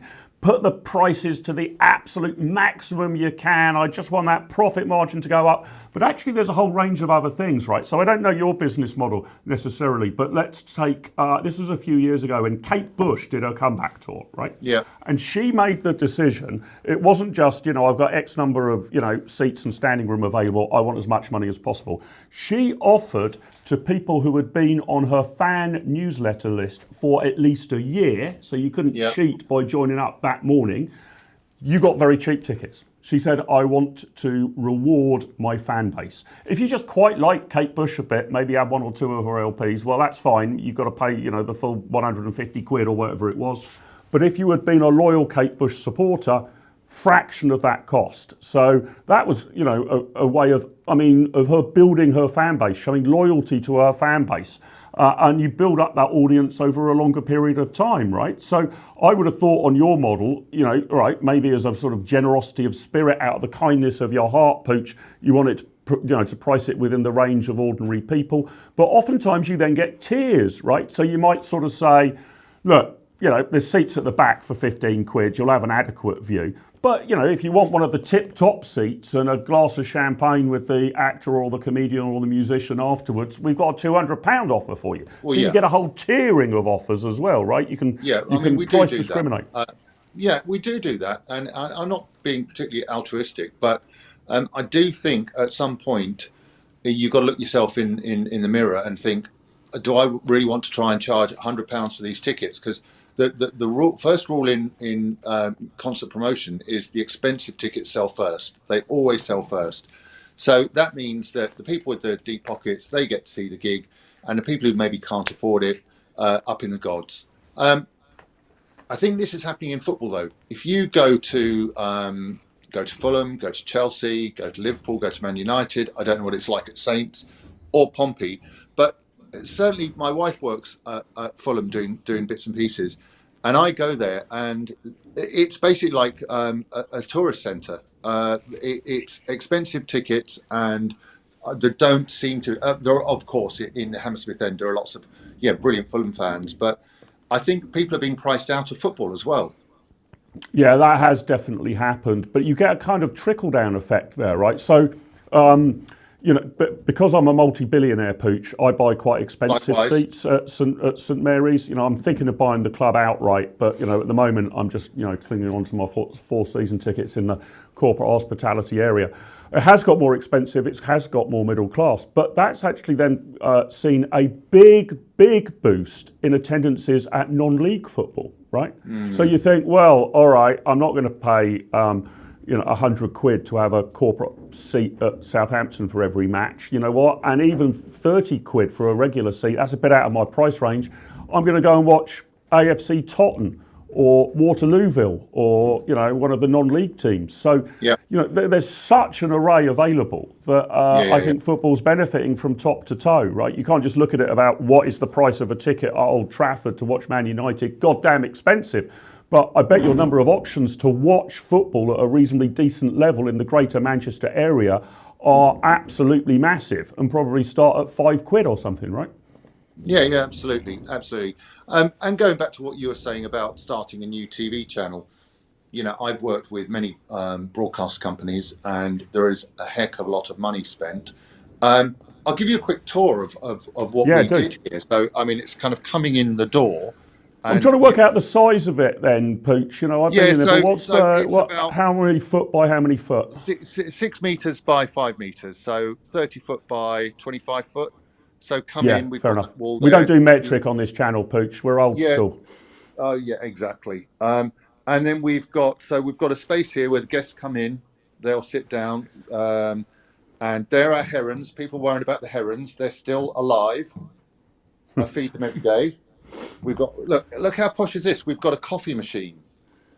Oh yeah. The marvels of modern technology. Incredible. Yeah, but this is where it all happens. This is where Mike sits. So Mike's there and looking through his cameras. Guests there. And we've cleaned it up a bit. We were getting over, so many lovely presents from viewers, but we had a bit too much there. So we've cleaned it up. And this is basically the operation. So we set this up with the seed money from our wonderful Substack viewers who all contributed some money, and we rented this studio and we put it together. And like Mark was saying, like Paul was saying about potentially having a comedy club and having to use it. These things nowadays, you need to be using them almost 24/7. We've got people who come in to record podcasts. They pay us to do that. That goes towards paying the rent. We've got the second studio where you are, and I would come in and gate crash. You're right next door. You're the other side of that wall, but we'll get a whole load of echo. We've got you guys on. We had Ellie. We're looking forward to very soon having the whole roster. But I think you need to be very smart about what you're doing. And I would say, not being an economist, but being a businessman, it's all about your cost base, to revenue. And we're just trying to keep it as low as possible. We get brilliant people like you guys on. Mike is obviously superb. Ellie was on yesterday. We've had Russ Quirk, Kelvin. And I think that's the model. I think it's quality at a reasonable cost that's affordable to people, and keep your cost base low. Yep. I've got one more question for you about the magic of television, Pooch. And let me dig back into my recent past, because, and it's happening to me again now, right? As you walked around that studio, which I must have been into 20 times or something, right? So I know it inside out and back to front. When you're watching something on telly or on a screen, it always looks bigger. The first time I ever appeared on television was, do you remember Kilroy? Robert Kilroy's Silk. He had a morning show, and I was quite a regular, supposed member of the public on a range of issues, and Kilroy Silk would often come to me for a question. And I can remember the first time I went, I was sort of expecting to walk into an auditorium about the size of Wembley Stadium. It looked massive for, on television. You kind of thought it's at least the size of a theatre. It was absolutely microscopic. And even you walking around Mike's outfit there, I'm like, that suddenly now on the screen, that looks way bigger than when I'm actually standing in it. What is the optical illusion that makes everything look bigger? What's the trick in our brain that makes everything look bigger on telly? So 35mm film cameras, that used to be the kind of focal range. Well, the standard human focal range is around 50mm. So you see a kind of like a V out there, and if you're looking straight ahead, everything to the side is out of focus. What you get on the camera is you get a lot wider lens. So you're looking still with that 50mm field of view, but you're looking at something that has a much wider field of view. So it's technical and boring, but yeah, I don't know about this thing about TV putting £10 on. I mean, that was always a thing. I think that might have been filmed, because you guys looking remarkably slim today. Yeah, in real life we're a couple of right fat bastards, aren't we? Yeah. But we look absolutely Paul, tell everybody about when we met up post World Cupper, and I had something to say to you, didn't I? And I was worried about saying it. You did actually, and because it was you, Pooch, I thought it was going to be terribly offensive, but it was actually terribly kind. You said that in real life, I A, looked younger, and B, more tanned. Yes, which was a bit of a come on I wasn't expecting, to be honest, Pooch. But it left me questioning. It didn't. No, but I did leave me questioning. I'm now part of the LGBTQ plus community, and I'm firmly in Q. Yeah. Does telly make you look older or younger? I I couldn't look any older if I tried. So you're way too humble. Oh, sorry, mate. I couldn't look any younger if I tried. I meant sorry. You can. Yeah, okay, right. You're way too arrogant, my friend. Grey beard. Yeah. If you're in 4K, and this is what a lot of people don't like with 4K TV, it will show every single wrinkle, every grey hair. I think this is really interesting. Actually, I think. Do you remember with the? I'm going to sit down here. Do you remember with the craze of the 3D TVs? And, everyone had the glasses on, and you thought this is going to be the future. Yes, we got to 1080, and you watch your Sky Football or your film in HD. You can now watch it in 4K, but you won't see a difference. They're selling 8K TVs. They won't take off. So I think we've reached a limit. The human eye can only perceive so much. And if it perceives more than you actually are used to seeing, if you see a close-up of me and I'm, okay, your favorite presenter, you see them as fairly smooth skinned, but then next time you see them wrinkled or you can see their makeup, I don't think it's kind of visually palatable. So I think we've reached a ceiling of what we are going to have with regard to resolution. But yeah, I don't think with TV it puts any kind of weight on. I think what I do know why you put weight on when you're in TV. Blimey, have you ever worked and you're on something? They've got the food truck there. I used to do lots of the food truck outside. It's like bloody Harrods Food Hall on wheels, serving the most amazing meals. And all the cameramen I work with, I have them on freelance jobs if I'm doing outside broadcast. The first question is, what are we having for lunch today? You cannot say, oh, just a sandwich or, a banana. It has to be some fancy Itsu home delivery or Wagamama's. It is that's why people get fat in TV, because they get very, very well fed. Yeah, I agree with you. I mean, politics is a similarly dangerous profession, right? Because it's all based around lunch. So a life in London, SW1 in the Westminster Village is bad for you on a number of levels. Listen, Pooch, that's great. I hope you've enjoyed in the chat, seeing a little. We've broken the fourth wall, shown you a little bit behind the scenes. We have tracked down Giles Dilnot. He's been caught in traffic in Burnham's broken Britain, but I think he's made it. So, Coxie, if it's all right with you, I'm going to bring Giles Dilnot of Conservative. Giles, you've made it. I'm so sorry, folks. That's right. That was ridiculous. And yes, traffic, I wasn't expecting it. I'm so sorry. Good to be with you, though. Great to have you with us. Giles Dilnot is the editor of Conservative Home. This is the kind of go-to place for people who want to read up on articles, opinions, election results, tracking. Well, conservatism, but principally the Conservative Party, Giles, right? And why I wanted to get you on is I want to do a health check on the Tory party. I think that most of our viewers here at UK Live Online are not particularly sympathetic to the present government, but might be shopping around a bit on the centre-right of politics. What is your audit, your spot price on the state of the Tory party at the moment? Because here's why the health check might be bad, right? At the last general election, the Conservatives don't just lose, they get absolutely blasted, right? Worst result in terms of vote share and parliamentary seats ever. I mean, certainly in our lifetime. 2/3 of Tory MPs wiped out, eviscerated. 24% of the vote. You kind of think you can't go any lower than that. And then the Tory party today, all right, I dare say you're going to argue, ticked up a little bit in the last couple of months. Kemi Badenoch's leaders ticked up a lot in the last few months, but hovering around 20% of the vote. Conservative Party returning to rude health, or basically the Walking Dead?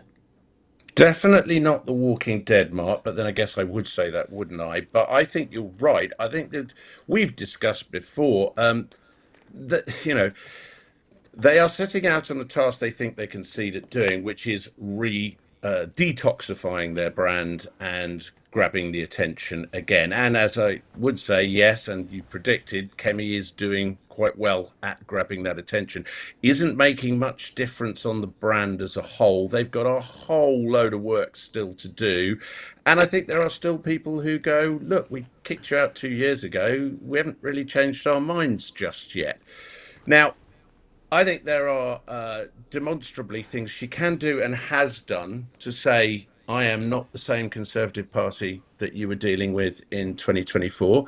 But some of that sticks because you've still got same characters around doing things. And playing a major part in the party.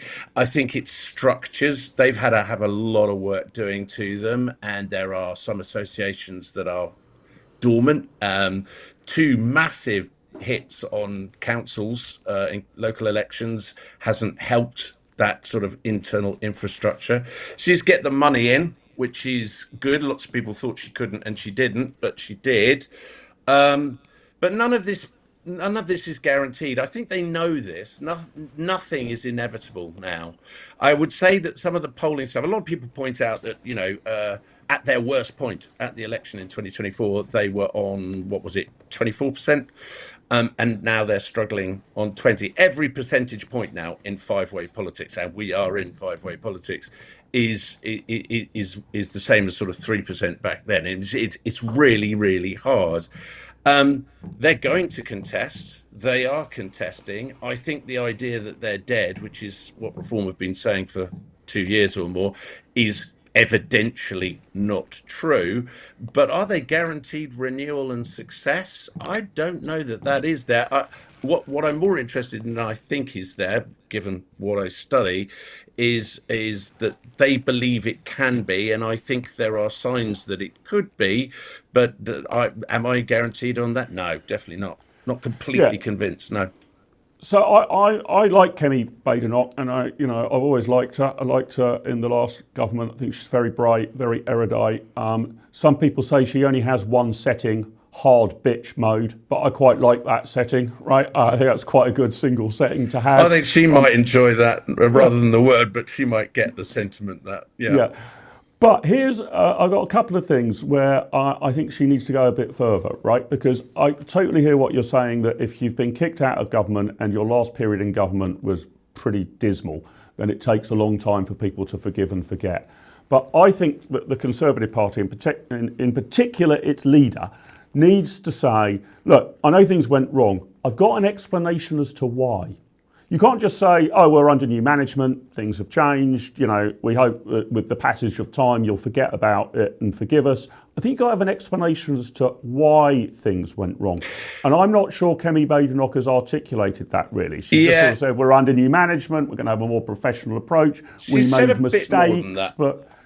She said a bit more than that, and we've discussed this again before. I agree it could be expanded upon, but that's certainly what she meant when our problem was that we talked right and governed left. And I think that she feels that that's an umbrella for a lot of the problems, and consequently is tacking in such a way to go, I'm not going to do that. I'm going to talk right and govern right, and the policies will be on the right. If you remember, she said that one of the most watched viral videos of her was when she tackled the pro-Palestinian protester, and at some point goes, I am the right. Right now, she's obviously making a bid for that. I know there are plenty of other people who would go, are you? I think maybe I am. That's fine. But she's clearly, she doesn't make any, she doesn't sort of obfuscate about it. She, I'm on the right. I think that there's a point at which, when I went round the houses with this, when you ask people, what is it you want us to apologise for? There is a myriad different, and sometimes they're not compatible. So some people want to say, well, we want you to say sorry for Brexit. Well, some people who go, well, I'm not saying sorry for that. We're very happy we did it. There are people who want to say sorry for failing on boats and say, yeah, we did. There are no prizes for stopping 60% if 40% get through. I get that. I was literally involved in that, so you can blame me. We failed. I tried everything I could. There is no doubt we wanted to stop them. We didn't do it, and people should rightly be upset about that. So I think the expansion of the sorry, but the diagnosis is, and I think it is a fair one, encapsulated in that we talked a good game, and some too often came round and the word came back that, oh, well, ideally we would like to do this, but it's very complicated. We're running out of time. We need to get things done. We need to focus on this, that, and the other, all of which might be valid, but are extremely frustrating. And they hurt us. They really hurt us. Yeah. I mean, I still think you need a bit of an explanation of that. I think it's true the Conservatives talked right and governed left, but I want to know why. I mean, I've got a theory that the basic state bureaucracy is so geared to the left. I think the state bureaucracy is left wing. Basically, they bought into the entire Blairite reconstruction, and consequently, unless you change all of that system, the whole system tilts you to the left. The solution to everything is tax more, spend more, regulate more. You can't do that; it's illegal, says the Government Legal Services Department. So the general direction of travel built in is moving to the left, right? No, I think you're absolutely right. There was a whole, and it started with sort of Cameron going, "I'm a Tory version of Blair, so have me," and that kind of worked. Yeah, there was too much buy-in to a system that doesn't work, and there was also, this is a problem for tomorrow, which arguably with prison places, with migration, with all sorts of things, it's like, no, this is a problem right now, and we don't have a good enough solution, because we were still stuck with buying into a settlement that almost everyone was buying into. I remember the Treasury saying to us, well, we don't, actually big migration numbers, they're good for GDP. Well, GDP per capita was much more important as a figure. There was orthodoxy in the Treasury. We bought into a system that had come to its useful end and didn't realize it, or we did realize it and thought, this is going to be too hard to deal with in the time that we've got left into election. And you know what? Learned a very hard lesson. Yeah, I think if they don't have a solution to that, they are done. Yeah. I've got one final question for you. Riddle me this, Giles. Why is it that in the last few days, Kemi Badenoch has simultaneously said, A, she wanted a former neo-Nazi to run for the Conservative Party in Somerset, but B, will not speak to Nigel Farage about working with him? I'm finding that a little bit difficult to square off those two. I know in the case of this guy who's a rehabilitated neo-Nazi, he definitely has changed his mind. But if you're willing to do business with people with that sort of record, why on earth won't you sit down with Nigel Farage? All right, I totally get the putting of those two together. I've spoken to Joshua Bonehill-Payne. He is very definitely contrite. He understands that actually his actions were inexcusable, so inexcusable that he was jailed for them. I believe in second chances. I don't think punishment should be forever. I've spoken to him. He does do a lot of work to make sure that other people do not go down the road that he did when he was younger. I also understand why people I know well, like Luciana Berger, are extremely angry about it. I thought it was odd, Mark, for another reason, and I guess it sort of plays to my area of expertise. I thought the optics were odd of going out to bat for somebody who's been so publicly, personally supportive of her as an individual. It just looks like you're making an exception, or it risks looking like that. So I wasn't sure about that. But look, she made a decision, and I don't think she is always. She's not quite as people imagine all the time. She can be very funny, but in that case, I think she was just being hard. Made a decision. I'm not going to change my mind. I'm going to support him. I just thought it risked looking odd. Why won't she talk to Nigel? They don't get on. They really don't get on. There's another thing about it. Mark, I think people in the Conservative Party might have talked to Reform and talked to Nigel Farage if they hadn't seen 2 years of just being told, you're useless, you're dead, you're hopeless, you're betrayers, you're traitors, we're never talking to you. And it hasn't stopped. It's been relentless. And I thought it was quite counterproductive. I even said this to Nigel and some of the senior people at Reform. It's like, in the end, you start to slap back the hand that wants to punch you in the face. And if it keeps doing it, I understand why they had to do that. I understand the optics of doing it, going, we are the new party of the right. But if you want to have talks, if you want to have discussions, I just don't think you spend a year or 2 years just pouring on the fire when you could have been firing at the Labour government as well. And that simply hasn't been as much. So I think that's where they're at. Do I think it's inevitable? I think I've always said maths will dictate this. If the maths works out, then they'll just have to, won't they? It's a numbers business.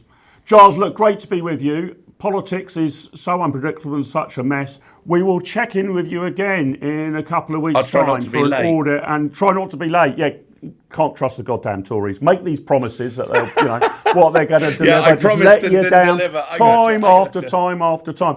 Talk punctual, deliver late. All right. Anyway, it's a fair cop today. Great to see you, Giles. We'll check in with you again soon. Coxie, we've got guests coming out of our ears now, so we're going over to you for our next brilliant guest, and then you and I might have a chat about what each of them have said. Exactly. So you've got one of your old comedy muckers on. I have, yes. Well, Simon Evans is with us. I hope he is at least. Simon, there is. Hey, mates. Thank you very much for waiting. And first of all, thank you very much for joining us from Edinburgh, the wokest place on the planet this month. How's it going? Only done one gig so far, Paul, but it's very promising. I'm in a lovely room this year, a deconsecrated church, which I'm trying to reconsecrate with the magical spiritual value, the flame of comedy. But yeah, nice. After last year, which I had a miserable time last year, I was in one of the rooms they call the caves, which are not even proper natural organic caves. They're sort of underneath a viaduct and dripping moist brick dust everywhere, and horrible. Now I'm back up above ground again. Look, that's actually fantastic. I've a love that dare speak its name.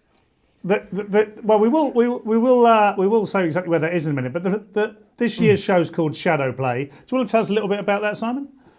Yes, the original title, Shadow Play, was taken, as your viewers and listeners will already have guessed, from the allegory of the cave that appears in Plato's Republic, in which Plato says that we cannot trust the evidence of our own eyes. Everything that is presented before you is a shadow play on the far wall of a cave, ironically, and you are required to access the truth via philosophy and mathematics and geometry and so on. An interesting proposition, one which has been used and picked up and flung around to denounce everything from Netflix and the BBC to more fundamental philosophical issues about the nature of reality, but which I think has become suddenly very true again due to the use of artificial intelligence, as it's generally branded, to create content now that you genuinely cannot distinguish from reality on your little phone screen, which we spend most of our time gazing at. So it took its lead from that, and then it's an exploration of the nature of reality and whether you can believe the evidence of your own eyes. But it all takes a sudden bizarre left-hand turn and goes into Coleridge romantic poetry, the use of opium to inspire his great poem Kubla Khan, and whether whether we are in a new dawning era of delusion, or whether mankind has faced delusions of one kind or another over the centuries. So yeah, standard comedy fare. Well, look, the one common denominator that brings our comedy together, Simon, is that we both stand up when we do it, and that is the beginning and end of the overlap. Absolutely fascinating stuff. Look, I wanted to ask you something specifically, actually, about Rod Liddell. Passed away this week. Someone that you and I know greatly admired. First of all, tell me what you thought of Rod Liddell, Simon. Well, I've been aware of him for decades, coming and going. I remember vaguely when he was editor of Today programme on Radio 4, and I knew vaguely about certain scandals and controversies and so on that he'd been involved in. But I mainly got to know him a little bit more, partly through his column in The Spectator, which was unfailingly funny. As everyone said, it was the last place where anyone would write lines that were not just funny, but would literally cause the cinematic spluttering of the tea that you have failed to swallow back onto the screen or onto the magazine. And he took chances, and he was extraordinarily, I don't know if you want to say brave, but indifferent, let's say, to majority public opinion. He didn't give a damn. And then I was invited several times to contribute to his Saturday morning show on Times Radio, which was always very funny, and it was lovely to provoke a throaty chuckle in his famous throat. So I do miss him very much. Well, I miss him. It's early days to start missing somebody, but it's a horribly early death and came essentially without warning. And he is the kind of voice which is, I think everyone agrees, is in woefully short supply. The only disagreement is to whether or not he should be eradicated, him and his ilk, like cholera and typhoid and smallpox, or whether we need to try and cultivate a little bit more of that, as I say, indifference, that cavalier attitude to common niceties and received opinion. And I obviously would be very much in the second camp. Yeah, likewise, me also. We do still have Quinton Letts, and I don't want to make a comparison. I don't want to make a comparison between the two, but that just shows you the dearth, really, of what is available to us from that dark corner of politics. Very quickly, though, Simon, tell me what you think of the reaction to Rod Liddell's passing, particularly from the liberal progressive types, shall we call them? Yeah. Absolutely. I mean, whenever somebody on the right dies, it's the same happened with Anne Widdecombe, of course, quite recently, despite the fact that she was killed in the most horrific circumstances, and there was all sorts of police bungling with the announcement and distribution of that news. Still, the left took the opportunity to crop up in everyone's replies and mentions online, certainly, saying that she was glad that they were glad she was gone, that she had been a stain on the political process, that her views were antediluvian and there was no place for them in a modern. I mean, it was horrific disregard and disrespect for people's feelings, apart from just normal, common, everyday courtesy and rules that have been established over the centuries to allow people to live together.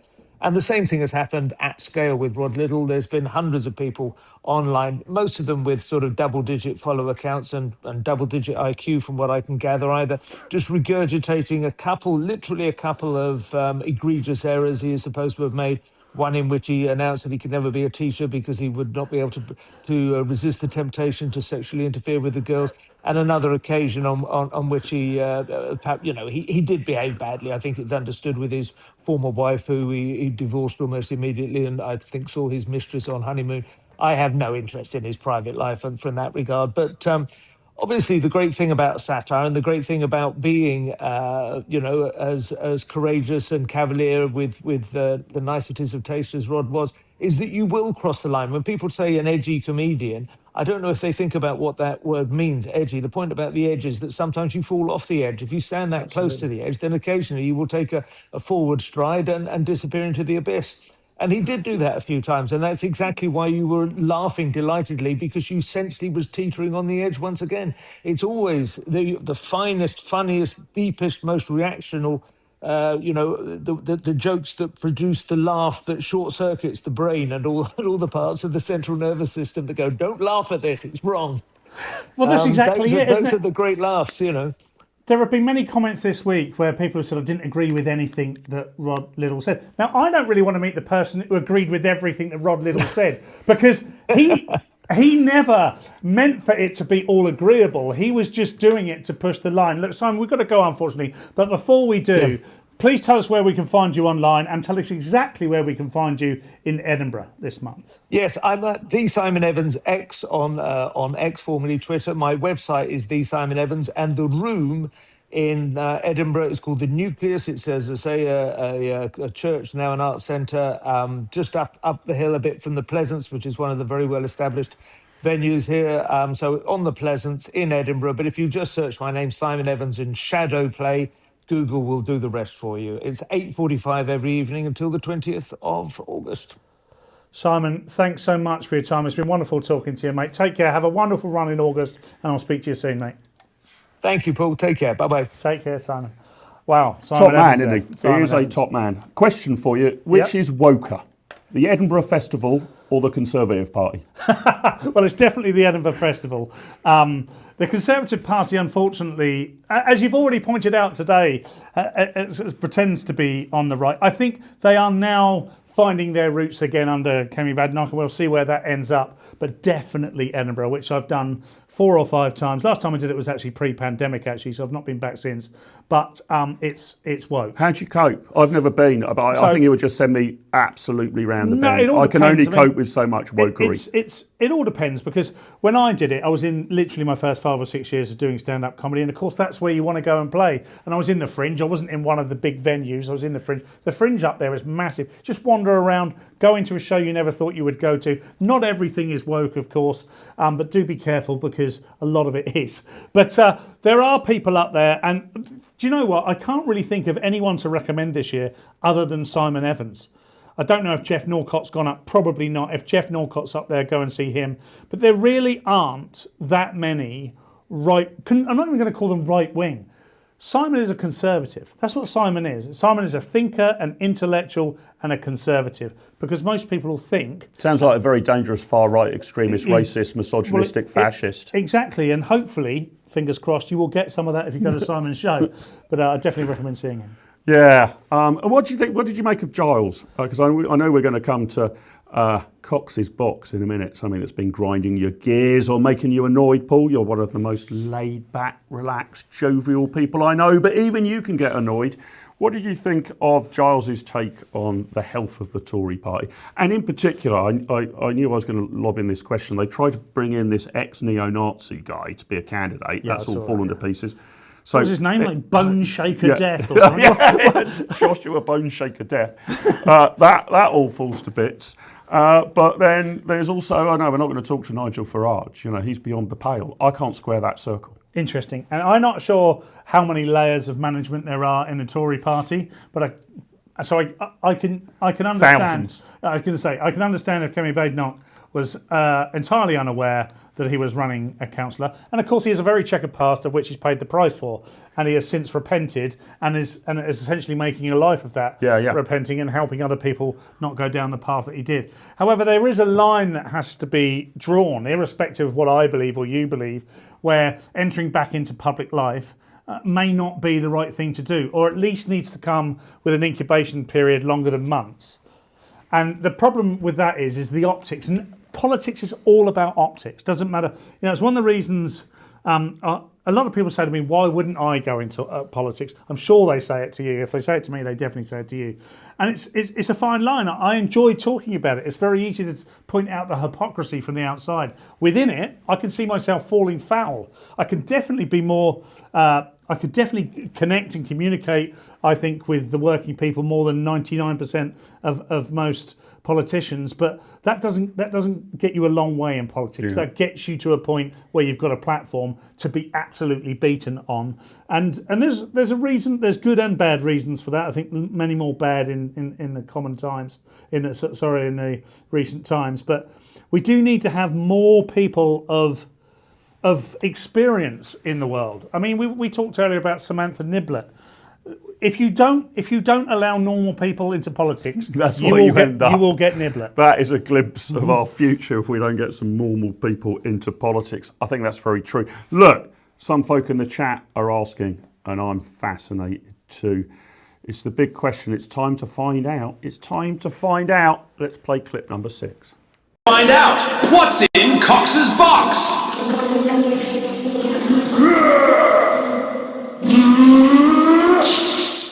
Wow. I love that. That is so good. Big thanks to Angela, by the way, the big secretive Angela. She's the one behind Mark and I. She makes everything happen, and she certainly made that clip happen. Look, this is going to become a regular thing on our shows. Cox's box. This week I want to pay tribute to Rod Liddle, and I don't want to pay tribute to him for all the reasons that you may think. Rod Liddle was a great sketch writer, a great commentator, spent the vast majority of his political life as a Labour Party member, and was actually ousted from the Labour Party when he criticised the Labour Party for being anti-Semitic, which he was proven to be true, particularly in the Corbyn years. For me, and I touched on this with Simon because I wanted to understand his view, it was about the reaction to Rod Liddle's death from what I shall just refer to as the left. Too wide a term, I agree, but it seems to be segments of the left, but an ever-growing segment of the left. Obviously, Simon mentioned it, and I shall mention it again. Anne Widdecombe's demise just a matter of weeks ago, a horrific murder, which we won't talk about now for obvious reasons. That was met with some glee, and then this week, Rod Liddle's death again met with tremendous glee. Go and check out my comments. Go and check out on X Paul Cox Comedy or Facebook Paul Cox Comedy or even my Instagram, the same again. And look at the overwhelming number of comments that are negative towards Rod Liddle because they did one thing with Rod.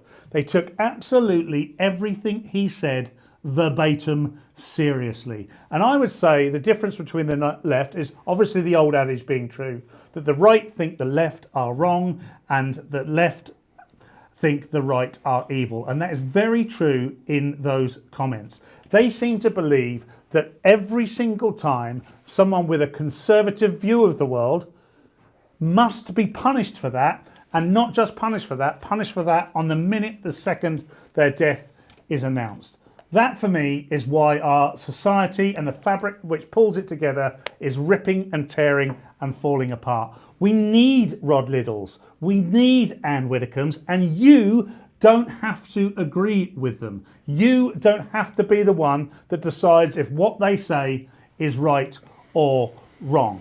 So in Cox's box this week, what I would like everybody to think about is how irreverent Rod Liddle was, how curmudgeonly he was, but how brilliantly funny he was, irrespective of whether you agreed with what he said or not. And to agree, at least, that we need dissenting voices. It doesn't matter what side of politics you're on, we need dissenting voices. And without them, we get Samantha Niblet and we get Stella Creasy, and we don't want that.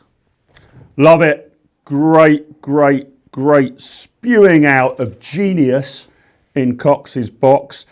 Look, in a few minutes' time, we're going to get somebody on to cheer us up, Coxie. I don't know, I'm quite cheerful. We're approaching the weekend. We are.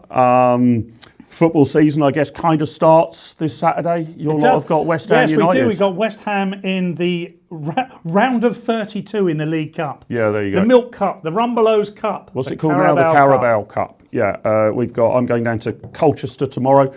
5:30 p.m. kickoff for the Saints. Do you reckon I should go by train or Learjet? Well, Learjet, obviously. Learjet. You're paying the money, you're paying the taxes, you're paying the fuel bills. I know that it's... Don't you think it's a little bit ostentatious to go from London to Colchester in a Learjet? If you did a survey right now and you said, what's the one word that describes Mark Littlewood? They would say ostentatious. Ostentatious. Do you think that's a bit of an unfair criticism, isn't it? But look, I've got something else. We were touching on the tax bill earlier, but on GB News the other night, I wanted to point out a really big problem, right? The amount of government spending, which essentially links to your tax bill, way too high. Government spending £18,500 per person per year in Britain. Eye-watering. I don't think we get value for money. But put that aside for a moment. I'm afraid I've got some bad news before I go to Coxie and another man to cheer me up about how absolutely bloody disastrous the fiscal financial position of Britain is, how horrific our debt is. Now, people always look the other way, or politicians will sort it out at some point. I guess there might need to be a few trims here or a few trims there. Ladies and gentlemen, it's worse than that. So on an alternative TV channel the other night, I tried to explain a little bit of economic history, and it's going to depress you, but I think you should know this stuff. So let's play clip 10. Give me your thoughts. Ronnie Reagan was fond of saying that debt is big enough to look after itself. Look, the shocking thing here, which I think does show, it's a little graph the Telegraph have put together. So we're now £3 trillion in debt. By the way, the position's worse than that because we have a whole load of liabilities, like around pensions that we haven't covered. But our cash debt, if you were to look at our bank balance, is 3,000 billion pounds in the red. We clocked up the first 1 trillion of that. We got into debt to our first 1 trillion between 1694 and 2010. Took us 316 years to clock up the first trillion. Now, if you remember that period, there was a cost of living crisis. We didn't have electricity. It was pre-industrial. We fought the American War of Independence, the Napoleonic Wars, the Crimean War, World Wars I and II. And the Boer War, and the Boer War. The Korean War, the Gulf War. It was a very tough period, those 316 years. So not surprisingly, we clocked up £1 trillion of debt. Next trillion, we managed to clock up in a decade from 2010 to 2020, and the third trillion we have clocked up in the last 6 years. We are spending money like it is going out of fashion, and if you keep spending money like there is no tomorrow, sooner or later there won't be. But rest assured, as we heard in yesterday's newspapers, that Labour's economic plan is to borrow. Borrowing money and spending money you don't have was the route to economic growth and success. We would be awash in it at Britain at the moment. Our biggest problem would be to work out what to spend all the spare cash on. This is a disaster. At some point it's got to end, either politically or economically. Yeah, what do you make of that? Took us 316 years to build up our first £1 trillion worth of debt. Not that I like building debt up at all, but at least we did it slowly from 1694 to 2010. 316 years. Since 2010, we've trebled the debt. 16 years to put on another £2 trillion of debt. And debt, by the way, is just tax deferred. At some point it needs to be paid. It's just we're not paying it today. We're passing on the tax bill to our kids, our grandkids and future generations. We are stuffed, Coxie, aren't we? We are stuffed, actually. The fact that you can accumulate £2 trillion worth of debt in the last 16 years and only 1 trillion in the previous 300 plus is astonishing. It's also astounding. It's something that comes as a great shock, but it's not a surprise because, of course, we are. I think we have had semi-socialism or socialism of some kind, particularly in all of those 16 years and previous to that also. And of course, that comes at a great cost. We're going to have to lean down at some point. We're going to have to make sure that the country cuts its cloth accordingly. And that's going to come as a tremendous shock. Yeah. We are going to go through, I think, a phase at some point that we've probably never had to go through before. Reality is going to bite at some point. Big time. It's going to come at us incredibly fast. And it's a shame it doesn't have to do. Look, there are things within there like COVID, for instance, which cost an enormous amount of money. You can argue till the cows come home whether one thing should have been done or none thing should have been done or whatever it might be. But it happened. But in that clip there, you also told us what had happened in the previous 300 plus years, which by comparison to COVID were massive. Yeah. Genuinely massive. I didn't include the Black Death. No, which would which kind of knocks it out of the coronavirus. Yeah, no lockdown for the Black Death. No furlough scheme of sitting in your garden and getting half your pay. That wasn't on offer at the time, I don't think. Yeah. So we got a lot of work to do. But the reason I wanted to put these sort of figures to you is I'm not trying to scare the hell out of people. I saw somebody in the chat, very good point. What's a trillion? You know, numbers get to sort of such a high level that they sort of don't make, you know, much sense anymore. But to give you an idea of it, basically, just shy of 3 trillion, I think it is the total turnover of the UK every year, right? So absolutely every economic transaction, if the UK was a business, it's got a turnover of 3 trillion and we are in debt to that amount. So then if you're sitting at home and thinking whatever your average your income is, I don't know, let's say £25,000 a year, imagine you're £25,000 in debt and it's going up at speed. That's the scale of the problem. We are 100% of our turnover in the red. Can be solved, I don't know how, but I'm going to have two people, I think, to cheer us up. Firstly, I wonder if we can go to the news with the lovely, gorgeous, real, genuine, living, breathing Fiona MacLeod. Let's have a little bit of Fiona. That'll certainly cheer me up, and I know it'll cheer up the viewers too. Good morning. I'm Fiona MacLeod. Major rail disruption continues across northwest England and the Midlands after a power failure at a Manchester signalling centre yesterday. Thousands of passengers face delays and cancellations into Friday, with some operators still advising against travel. Whoopee, it's the pub at lunchtime for me. Politically, Kemi Badenoch's Conservatives have written to all Tory-run councils urging them to rapidly enforce new single-sex space rules based on biological sex, after several left-wing councils said they would defy the Equality and Human Rights Commission guidance. Separately, a poll finds nearly 85% of 16 to 18-year-olds would simply switch off the government's planned voluntary overnight social media curfew for older teenagers. The ongoing heatwave is also keeping shoppers off the high street, with bakers doing particularly badly. I may have to get my baps out. See you later, alligators. There's the lovely Fiona. She's cheered me up. We might be in debt, but we always have the gorgeous Fiona MacLeod. And look, you know who we need to properly cheer us up, don't you? This is what we've all been looking forward to. Because sometimes we talk ourselves, you know, into a bit of a kind of misery guts kind of thinking, don't we? But, you know, straightforward, tell it like it is, show us the receipts, sort of common sense. Let's play clip number 7.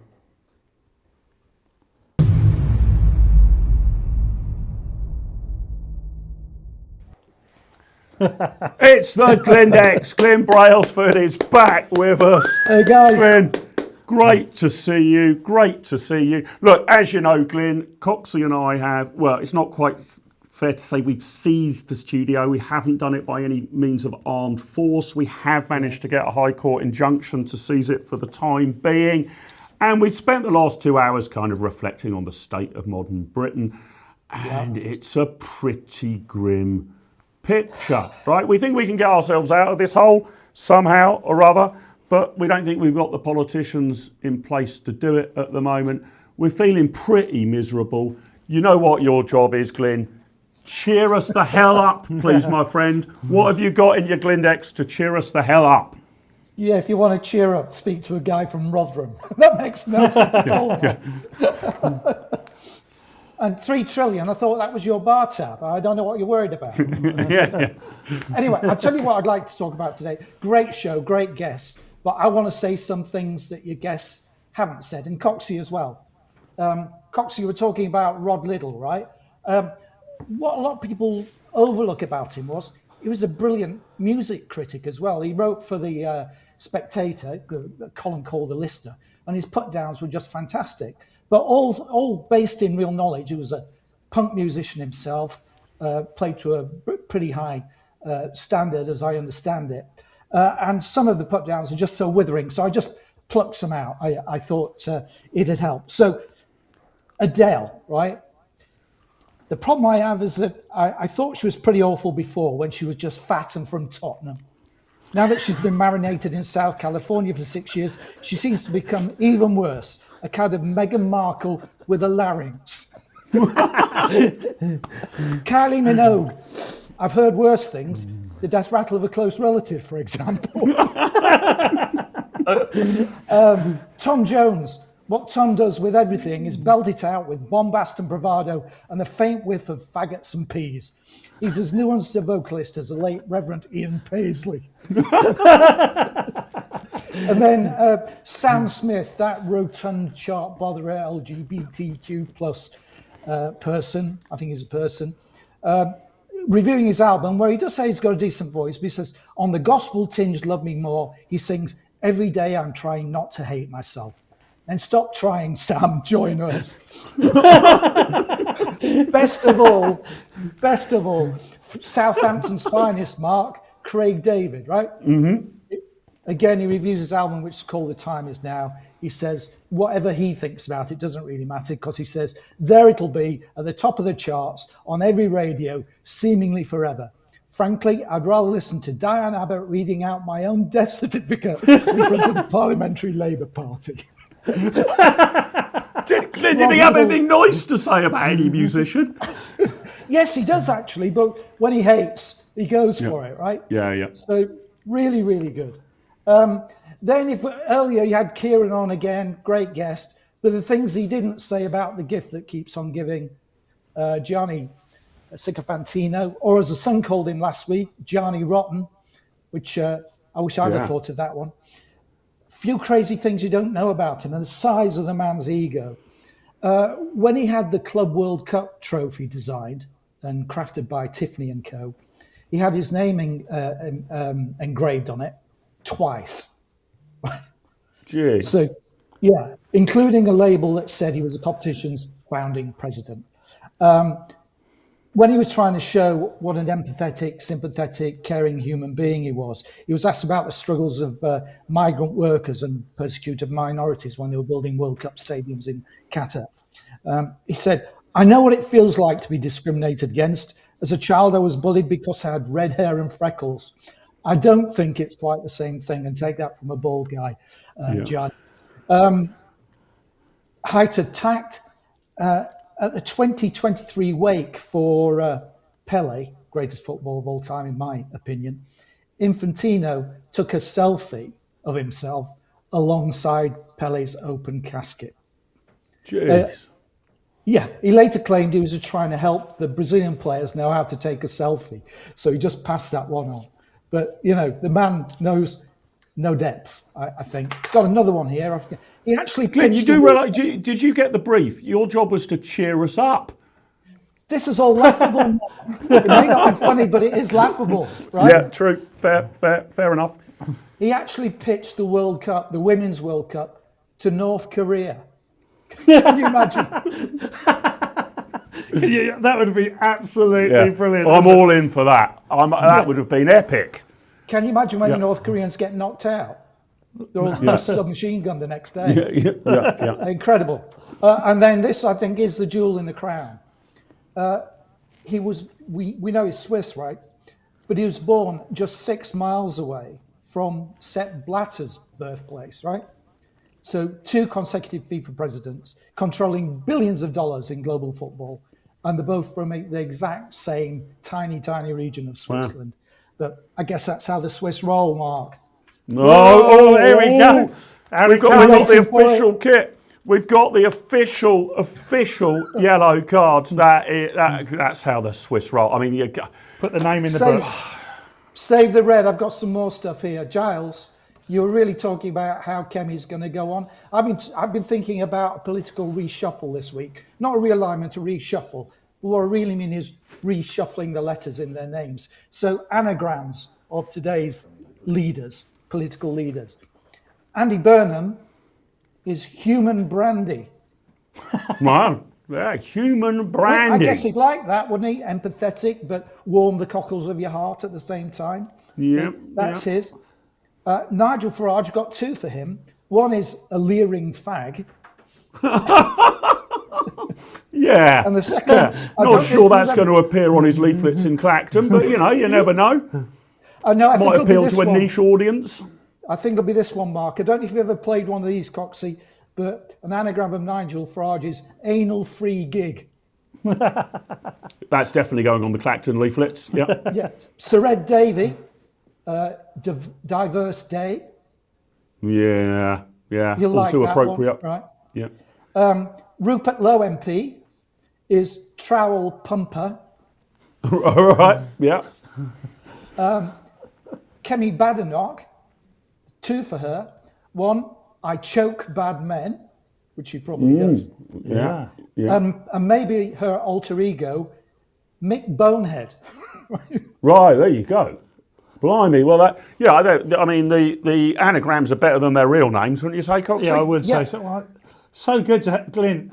Glyn, tell us, I'm going to ask you this question every Friday, I think. What's Glyn doing this week? That's what I want to know. What does the Glindex do at the weekend? In my mind, you nip down to the local library because you refuse to use the internet and get out the Encyclopedia of Facts for the 1987 edition and help entertain us all. Well, what does the Glindex do? Is it leather and whips? What's going on? Well, if you want to talk about leather and whips, I thought the cast we were just talking about would be a perfect cast for a gay porn film, wouldn't it? If it was called I Choke Bad Men, featuring Trowel Pumper, a leering fag, and starring Mick Bonehead. And it wouldn't be an anal-free gay guy, I imagine, either. We could not do any of this on What do I do at the Ofcom. weekend, Coxie? Yeah. I just hibernate at the weekend till the football season arrives. Tomorrow, Rotherham play West Brom. Touch of Hollywood's come to Rotherham this week. We play at the New York Stadium, and I can explain why if you want. But we signed Paul Mullin from Wrexham. Yeah, great player. Great player, fantastic goal-scoring record when he was with Wrexham. So much so, Ryan Reynolds gave him a role in Deadpool. Yes. So we now have a Hollywood star in our number 9 shirt. So I'm looking forward to seeing him. Promotion guaranteed. Look, should you ever ask a Yorkshireman to try and cheer you up? Is that ever a good idea? I told you from Rotherham. Yeah, just read out the Rod Little stuff again, and we'll be set for the weekend. That was amazing. True story. This was in Cox's business sector comedy clubs, and was recounted to me by a friend who's also a Yorkshireman. And I can't remember which Yorkshire comedy club it was, but anyway, my friend went along, had a rip-roaring time of things, absolutely rolling in the aisles, and but he noticed that the bloke next to him was pretty passive, didn't really seem to find any of it very funny, and he couldn't understand that at all. So when the lights went up, and that's it, it's all over, he turned to this guy, a very, very dour Yorkshireman, and sort of said, well, that show was absolutely fantastic, wasn't it? And the bloke turned to him and said, yeah, I guess so, if you like laughing. That seems to me like Yorkshireman in comedy club. I don't know why they go to comedy clubs, these people, I really don't. So, Glenn, how do you think the Revolution's going? We've seized control of Studio 2. I'm hoping our injunction holds for next week as well. It's open-ended at the moment, so I'm not going to hand it back as long as I've got the court injunction. Do you reckon the Revolution's had a good week or a bad week? I think it's been a pretty good week, apart from the loss of Rod Liddle, which is, an amazing voice of freedom, who hadn't been likened to him, Mark, but I reckon you and I will both think he's cut from the same cloth as Bill Hicks, right? Yeah, fair. Amazing comedian, complete contrarian. George used to drink a pint. He used to drink his Sancerre from a pint glass. Yeah, excellent behaviour. So, good week. What about you, Coxie? Do we reckon it's been a good week or a bad week for the Revolution? Well, all weeks are good for the Revolution because we're stepping closer to the Revolution every single time. We've lost a comrade in, look at me with my communist language. We've lost a comrade in Liddle. Yeah, we have. We've still got the Glindex, Cox and Littlewood. So, and we've still got our fans and supporters out there. Yeah. So, we're doing good. We're doing good. The Revolution will be televised. The Revolution is being televised. We'll be back depending on how long we can secure this ownership of Studio 2 to continue the Revolution next week. Make sure you hit like, make sure you subscribe to the channel, and Common Sensors, make sure you join us for the Revolution. Have a fantastic weekend. Join Mike at 7 o'clock on Monday morning. He'll be 66 years old by the next time you see him. And then make sure you hang around for whatever shenanigans and banter might be on offer from 10 a.m. This is Comrade Littlewood wishing you a fantastic weekend. Over and out, comrades.